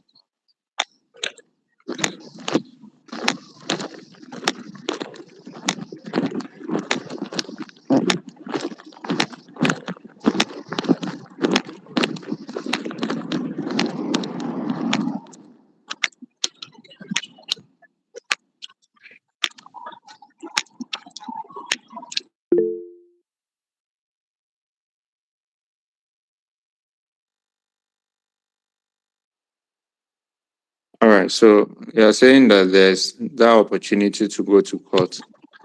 A notice of intention to refuse, then reason of the intention to refuse. But you have the opportunity to make a representation to the board, not the zonal committee.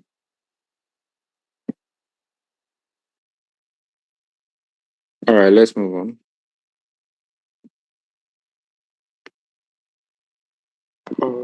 Section 30.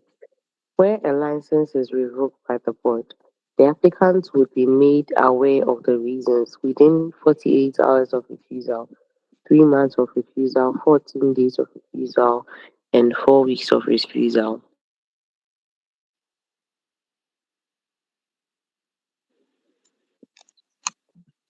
Okay. Which one are we going for?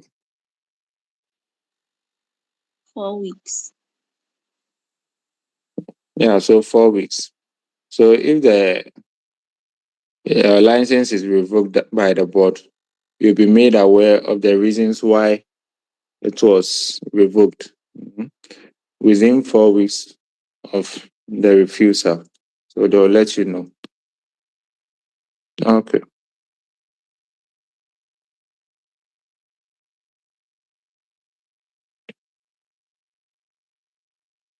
Let's move on.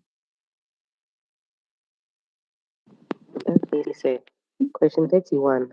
How long does an applicant have to make a representation to the board in the event of refusal to renew a license?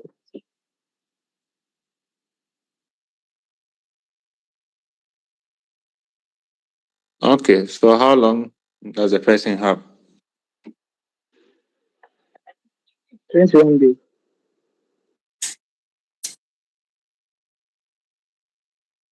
Yeah, so you have 21 days. So let's take note of the timelines. So when the board wants to refuse, they have 4 weeks to inform you.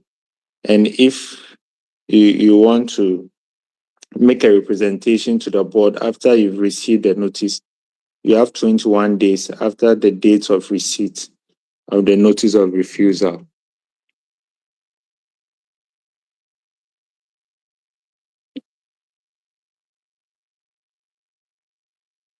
Okay, let's move on. Okay, question 32. Jeremiah operates a 24-hour pharmacy in Kumasi. There have been several reports of some illegalities in Jeremiah's pharmacy. An officer of HEFRA can visit the pharmacy at 1 a.m. to inspect the place, even though the Secretariat of HEFRA working hours is 8 a.m. to 4 p.m. True or false?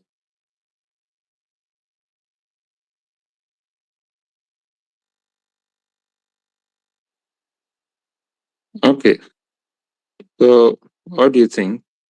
Is it a true or false statement?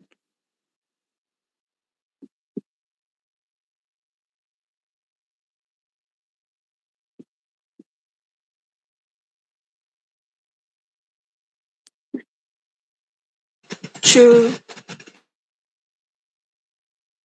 Why true?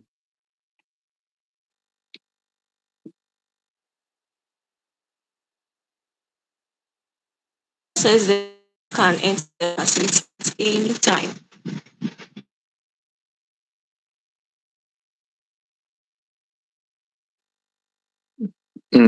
But Jeremiah, okay, so operates a 24-hour pharmacy in Kumasi. There has been several reports of illegalities in. Okay, but the Secretariat of HEFRA working hours is 8 a.m. to 4 p.m.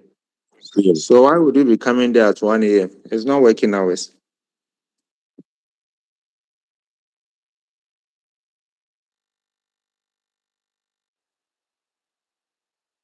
Now you think he can still inspect the place at 1 a.m.? No. Hmm. But he can't inspect the place. Meanwhile, you operate a 24-hour pharmacy. Oh, So if someone is coming to buy drugs at 1 a.m., would you sell or you won't sell?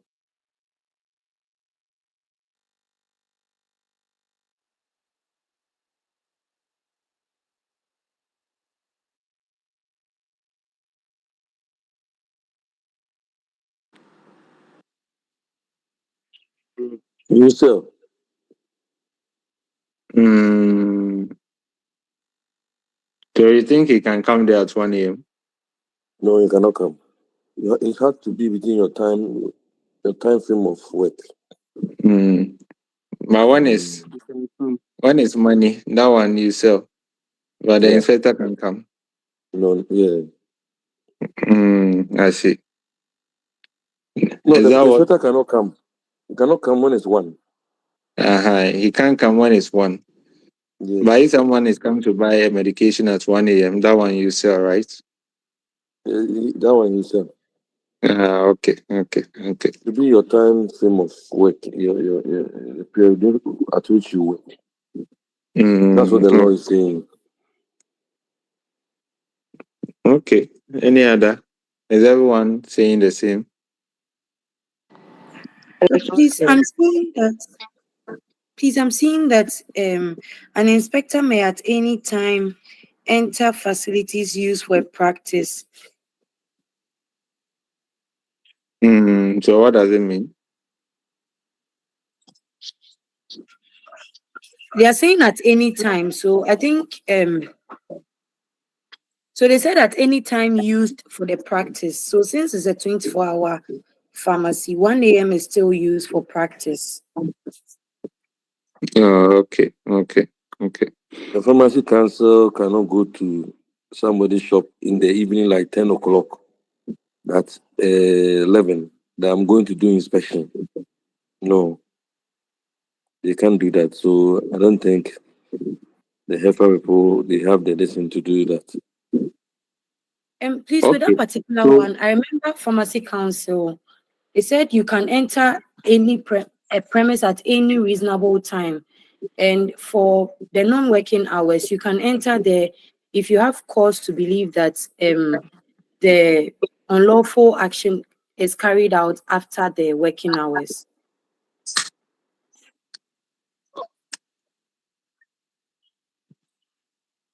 okay. All right.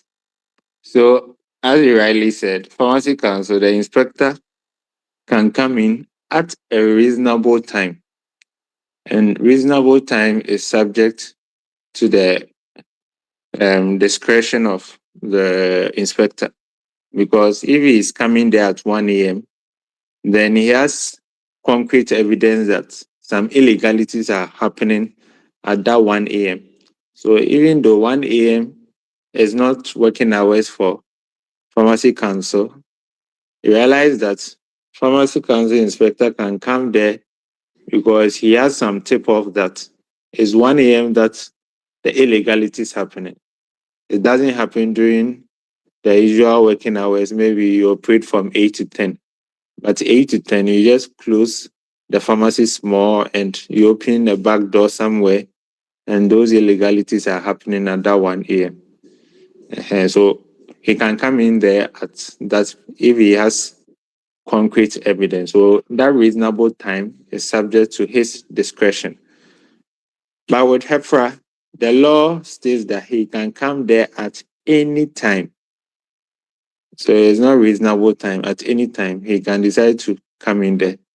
And for a 24-hour pharmacy, he has every right. It's way justified because you operate a 24-hour pharmacy. So you expect that at any time, the facility is open. It's never closed. So he can come in there at 1 a.m. All right, let's move on.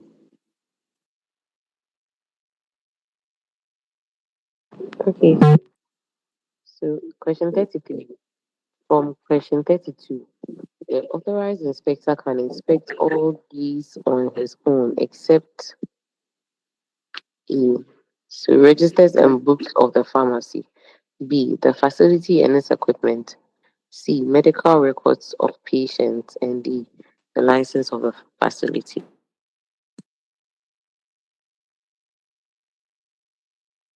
Okay, so which one are we going for?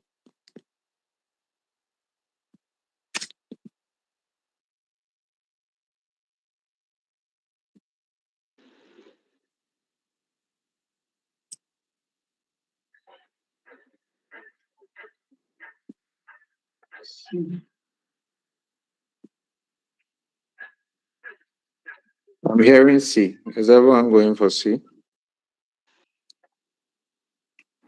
Yes, please.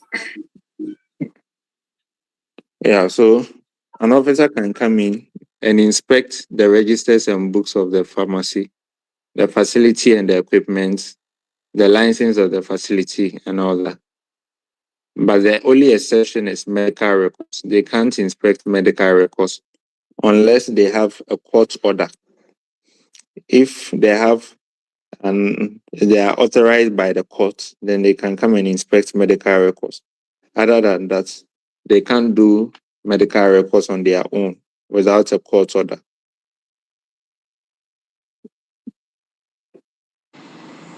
Okay, question 34. Question 34. All these constitute an offense under the Health Institutions and Facilities Act, except A. Obstructing the entry of an inspector. B. Failing to submit your health service data. C. Asking an inspector to produce permit or ID card before an inspection. And D. Providing unauthorized services in licensed facility. Asking an inspector to produce permit or ID card before an inspection. Exactly. So that is not an offense. So there are list of offenses. Take note of the offenses because some of the areas they usually ask questions. So a person who owns, practice, and operates in an unlicensed facility, that's an offense. So if the facility is not licensed by HEFRA and you are practicing or operating, is an offense. If you fail to renew your license and continue to practice, it's also an offense. If you provide unauthorized services in the licensed facility, you say for you are going to do inpatient, outpatient, just that. And they come and you are doing surgery, you are doing whole in-house surgery and all that. So you are providing unauthorized services in a licensed facility. So the facility is licensed, but that service you are providing is unauthorized. Then prevent an authorized person from closing down the practice. So if the inspector is coming to close down and you seize the inspector, maybe padlock and everything, you are obstructing the inspector. You are preventing him from closing the facility down.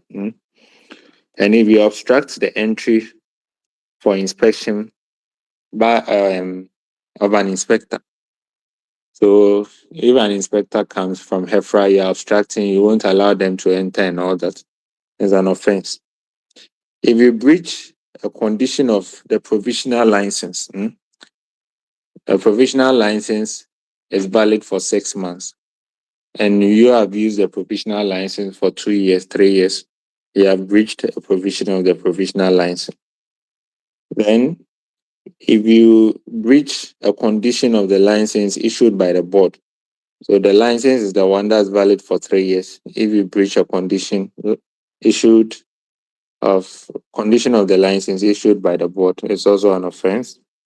Making a false declaration on an application form for the license, as usual, is an offense everywhere. When you go to pharmacy council, making a false declaration is there. Then provide the board with false information concerning the premise of practice. That's also an offense. And if you provide a practice in a facility without appropriate registration, so the facility is not registered, but you are practicing inside, that's also an offense. And failure to submit health service data under Section 20 of the ministry is also an offense. Then poses as an inspector to obstruct a licensed service provider. So someone acts like an inspector and be going to facilities and obstructing the licensed service provider, that's also an offense. If you contravene any other provision of this part, it's also an offense. So all these are offenses. So let's take note. So if an inspector comes, you have the right to request for their ID card or anything that shows they are actually inspected before you allow them to enter. If they don't have an ID card, you have the right not to allow them to enter. Okay, let's move on. Okay, question 35.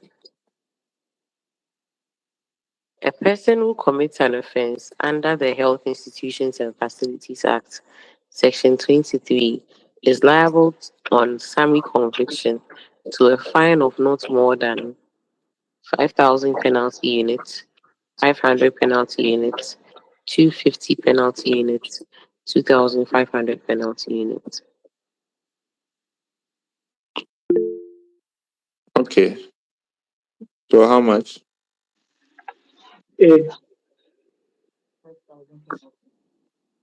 Yeah, so no more than 5,000 units, 5,000 penalty units, or to a term imprisonment of not more than how many years? 10 years. 10 years. Yeah, so you're either paying 5,000 penalty units. 5,000 penalty units. One penalty unit is how much? 12 cities. 12 cities. So 12 cities times 5,000 penalty units. That would be like 60,000, right? So it's either you pay 60,000 cities or you go to prison for 10 years. Or you can have both. If the judge doesn't like you, yeah, paying 60,000 cities, and you also go for a 10-year imprisonment. And in the event that you continue to do the offense, maybe they cautioned you or they asked you to pay a fine, and there was failure in payment. So in the case of continuing offense, you pay a further fine of 10 penalty units for each day during which the offense continues. So if the court orders you pay 60K, you've not paid the 60K, every day 10 penalty units will add on. So every day 120 cedis.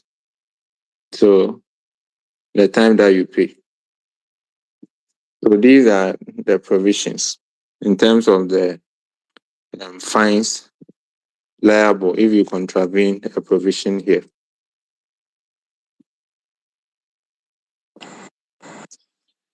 Yes, please, sir. Question 36. Before the establishment of HEFRA, Pharmacy Council has been the agency responsible for licensing of pharmacies. By law, how many years is Pharmacy Council required to transfer any knowledge, material, or staff necessary for HEFRA to operate?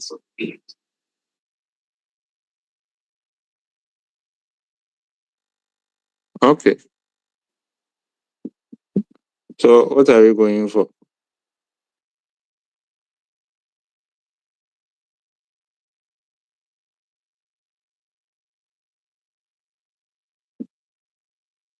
So I said before HEFRA, there was Pharmacy Act, right?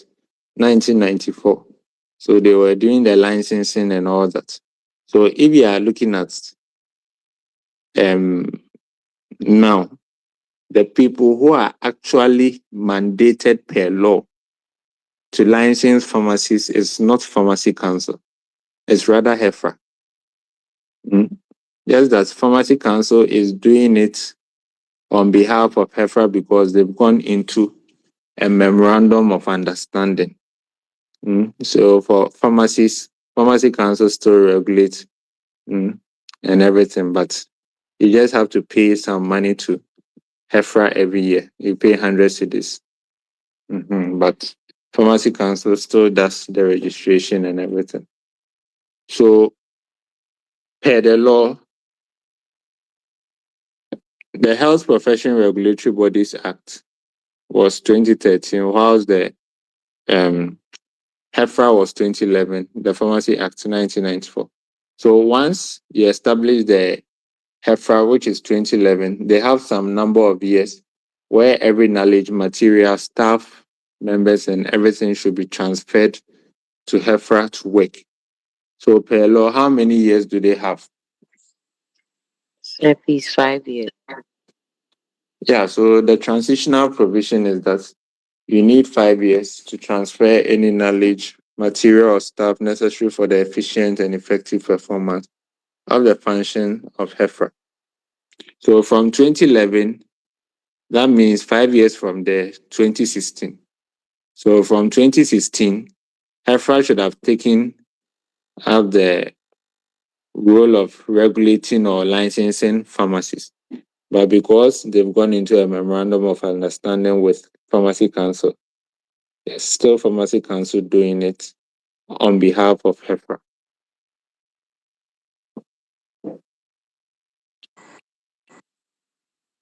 Yes, please. Question 37.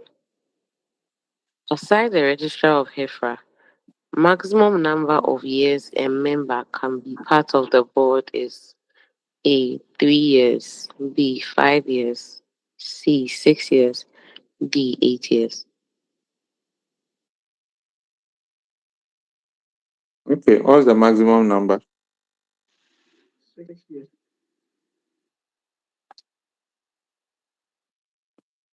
6 years. But the law said 3 years, or?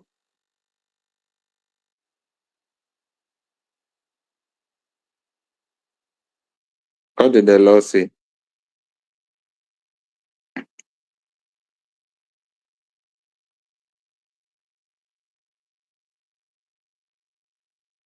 In terms of their tenure, the members of the board.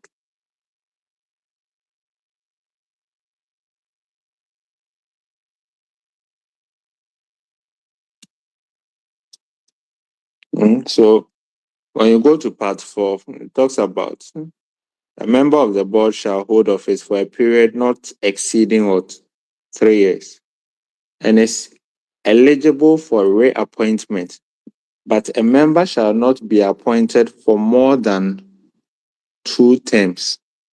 So that means first appointment 3 years, you are eligible for a reappointment. But you can't hold a position for more than 2 terms.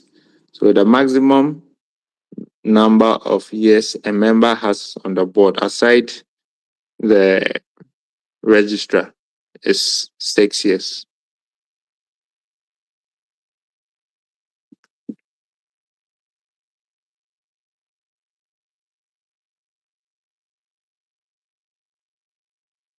Seppi, so what's of the registrar?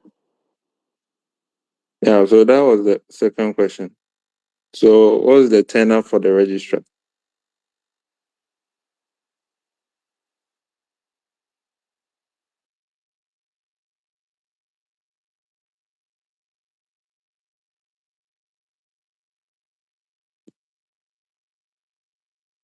What's the tenure for the registrar? How long can he hold office?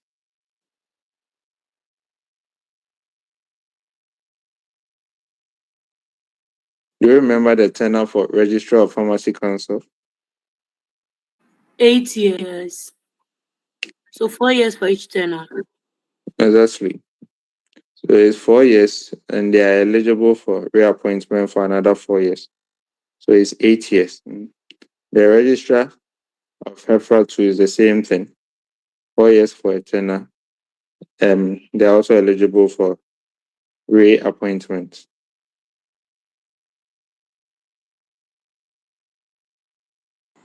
Okay. Yes, please. Question 38. A member of the board can resign at any time.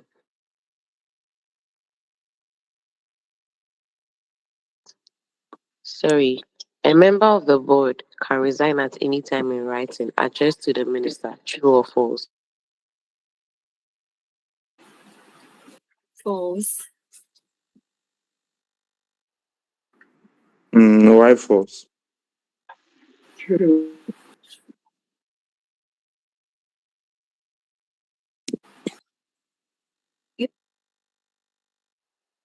So a member of the board, you can resign at any time, addressed to the president, not the minister. So you can address it to the president, but you can copy the minister. So the one who appointed you is the president. So you address it to the president through the minister.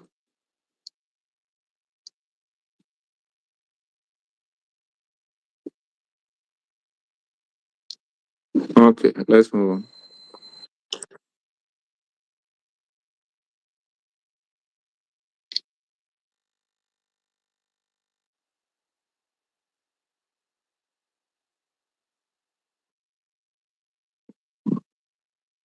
Let's move on.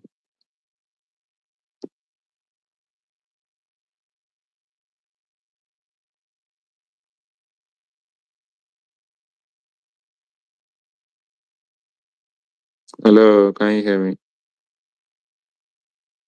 Yes, we can. Okay. Is the one reading for us still on? Hello, sir. Please, can you hear me? Yeah, we can hear you. Okay, sorry. Please, question 39. Should I take it again? Yeah. Okay. A member who absents himself from 3 board meetings in a year without sufficient cause ceases to be a member. True or false?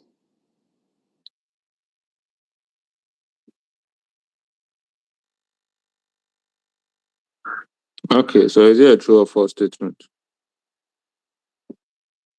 True. False. I'm hearing true, I'm hearing false. Which is which? So those saying true defend, those saying false defend.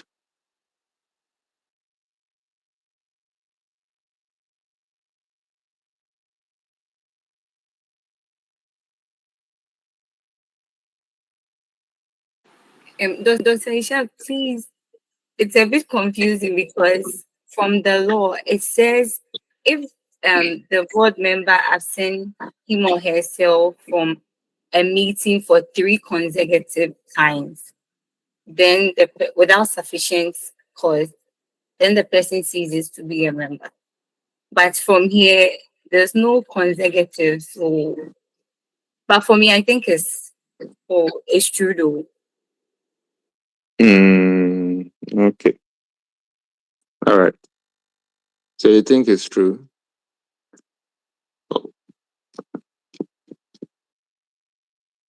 So the provision or the law is saying that a member who absents himself from 3 consecutive board meetings. The board usually meets quarterly. So every year, quarterly means that every 3 months they'll meet once. So aside the quarterly meeting, they may meet more than the usual meetings, the quarterly meetings, if there is an important issue to discuss. So if maybe first meeting January, you didn't go, second meeting in maybe March, you went, then June you didn't go, July you didn't go, it's not 3 consecutive meetings because in March you went, but January, June, July you didn't go. It's not consecutive, so you are still a member. But if January you didn't go, March you didn't go, June you didn't go, that is 3 consecutive.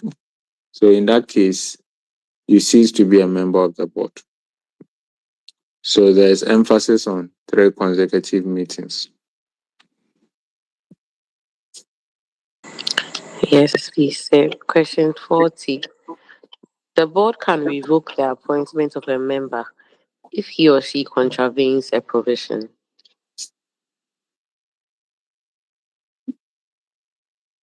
Okay, what are we going for?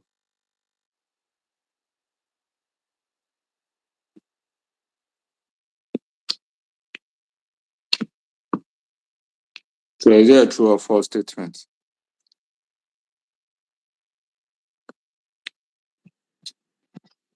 False. It's false. So it's not the board that revoke your appointment. It's rather the president.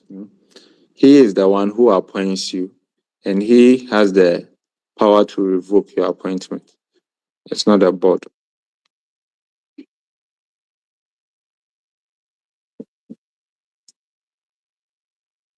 Yes, please, sir. Question 41. The minister shall determine meeting time and place of the board of HEFRA.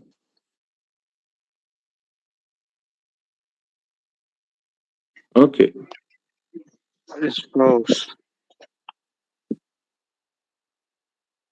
Okay. So you're saying false. So who determines where they meet? The registrar. Mm. The The chairperson.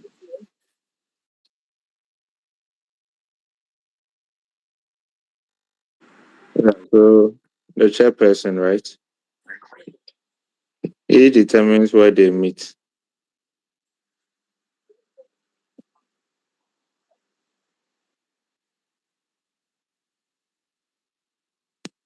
So he can decide today, let's meet in Bogatanga.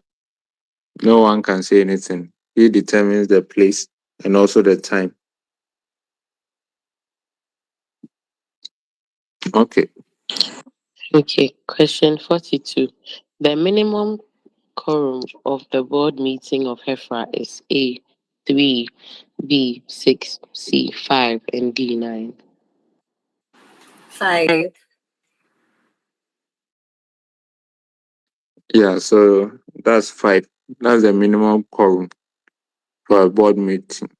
So out of 9 members, if 5 are present, then we start. What's the quorum for Pharmacy Council?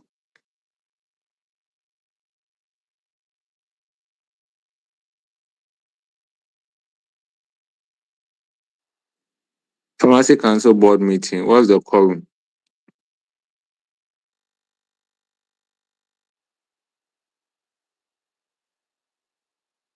5.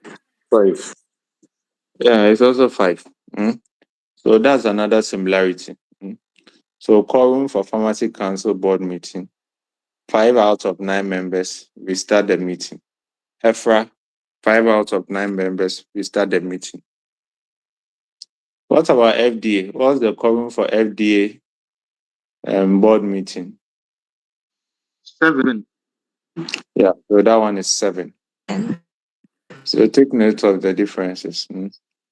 5, 5, Pharmacy Council, HEFRA, 7 for FDA. Okay, let's move on. First, we say question 43. The registrar chairs board meetings of HEFRA in the absence of the chairperson. True or false? False. Why false?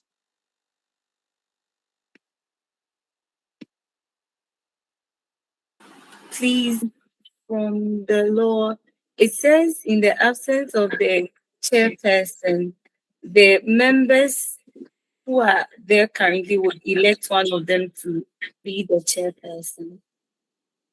Exactly. So in the absence of the chairperson, members present will elect any of the board members to be the chairperson, not necessarily the registrar. Okay. Okay, yes, Lisa. Question 44. In the event of equality of votes in the board meeting, the person presiding the meeting shall have a casting vote. True or false? Okay. So what are you going for? True.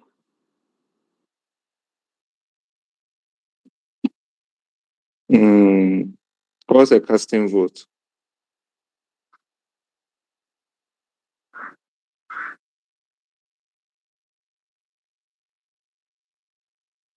So you have 10 people, 5 people have voted for yes, people have voted for no.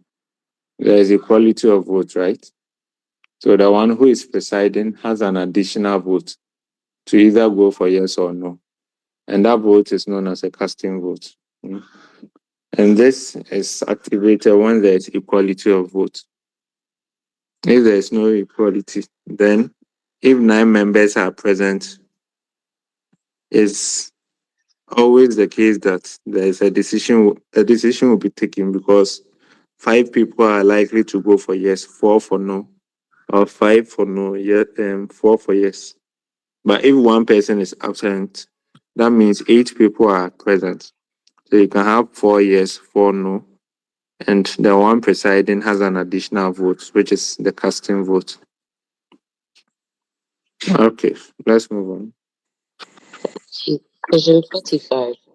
Who is responsible for the day-to-day administration of HEFRA? A. The minister. B. Head of zonal committee. C. The chairperson. And D. The registrar. The registrar. The registrar, exactly. So that's another similarity.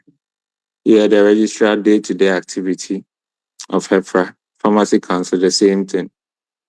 Who is responsible for day-to-day activity of FDA? The CEO. Yeah, so the CEO. So that one is not the registrar, but HEFRA, Pharmacy Council, is the registrar. Okay, let's move on. Okay, question 47. All these are sources of funds for HEFRA except A. Meeting allowances. Please, I can't see the other options. Okay, thank you. B. Donations. C. License fees. And D. Loans.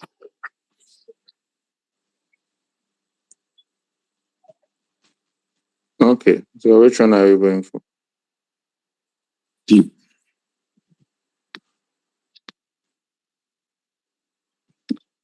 Yeah, so A.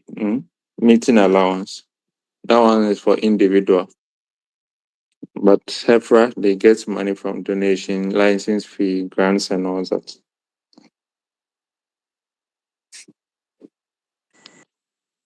Yes, please, sir. Question 48. The accounts of the governing board of HEFRA is audited by A. The registrar. B. An internal auditor. C. Attorney General. And D. Auditor General. Auditor General. So Auditor General. So the accounts are audited by the Auditor General.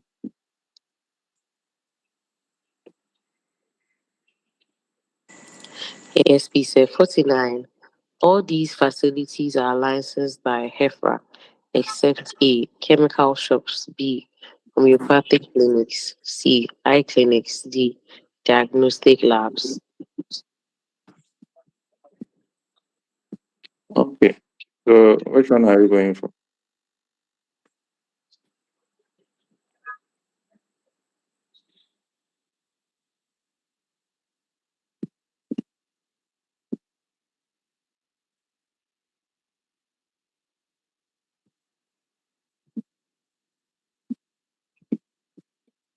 D. Which one is not licensed by HEFRA? D. Oh. So you are going for, I'm hearing B. Is that what everyone is going for? Or D. Okay, I'm hearing D. Okay.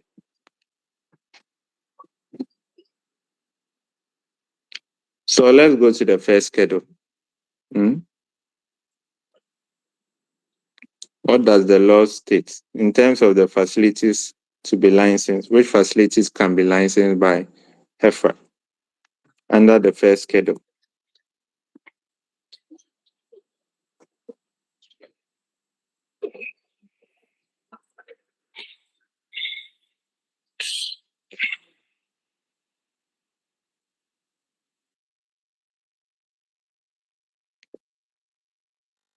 Is anyone reading for us? Facilities to be licensed under the first schedule.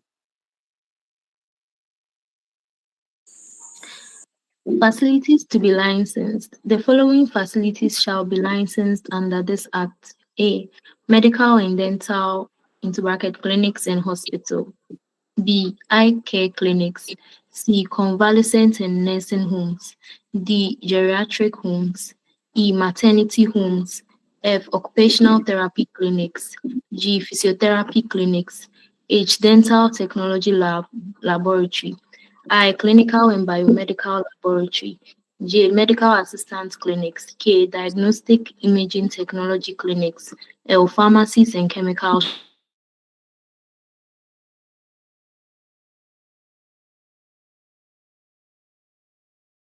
prosthetics and orthotics clinics, and any other healthcare clinic or premises that may be determined by the minister. So which one cannot be licensed by HEFRA? B. Chemical shops. Chemical shops. I thought I heard B.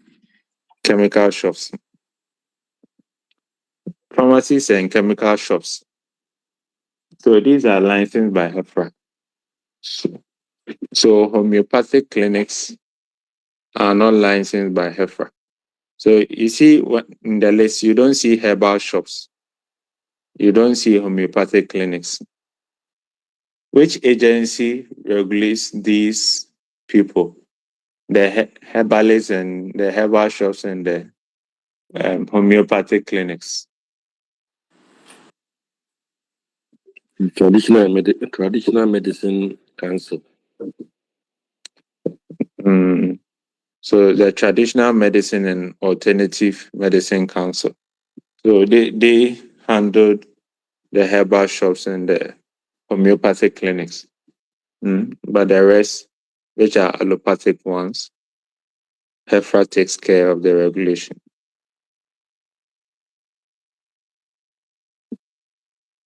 Okay. Okay, question 50. Who is the current chairperson and registrar of HEFRA? Yeah, so this, at least for every law, you should know the chairperson, registrar. Usually important when it comes to the orals. So who is the chairperson and who is the registrar?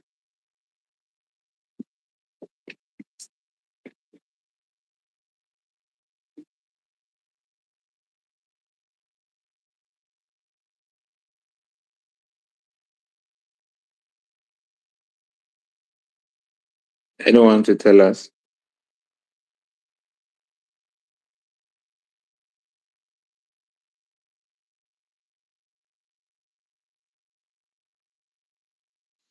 Dr. Daniel Asari, chairperson.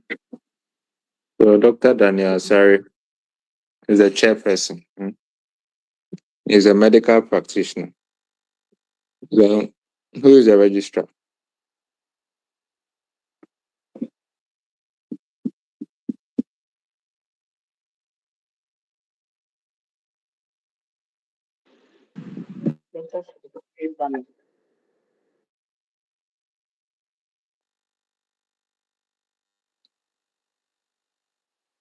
Who is the registrar?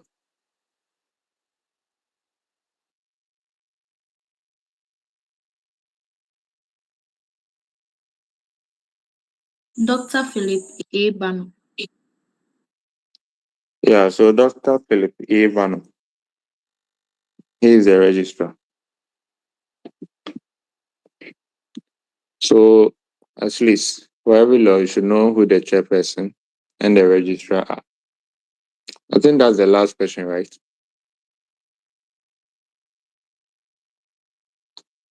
Okay, so any further questions on HEFRA? Dr. Ishak, please, I have a question concerning the board members of HEFRA. Okay. You see, for the other, most of the board, the members of boards and committee, they always have a clause that at least one of whom shall be a woman. But in HEFRA, there was no clause like that. So can it be that you can have a HEFRA board without a woman? I'm quite because the Yeah, you senior can have. is male.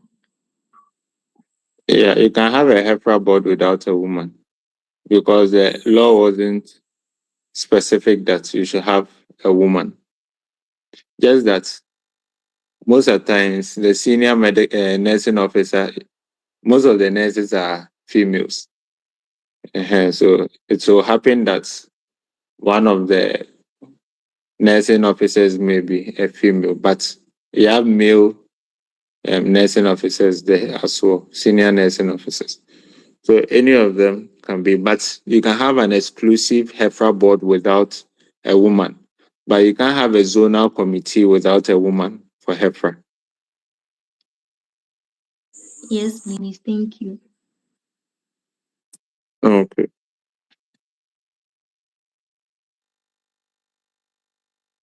Any other question? All right. So in the absence of any questions, we'll end here. Our next meeting, we'll talk about the PSGH Constitution. So you can read on it. I think, yeah, you guys are a little behind. So if I get time, maybe this week or possibly tomorrow, we may look at PSGH. Other than that, we will do it next week. All right. Have a good evening.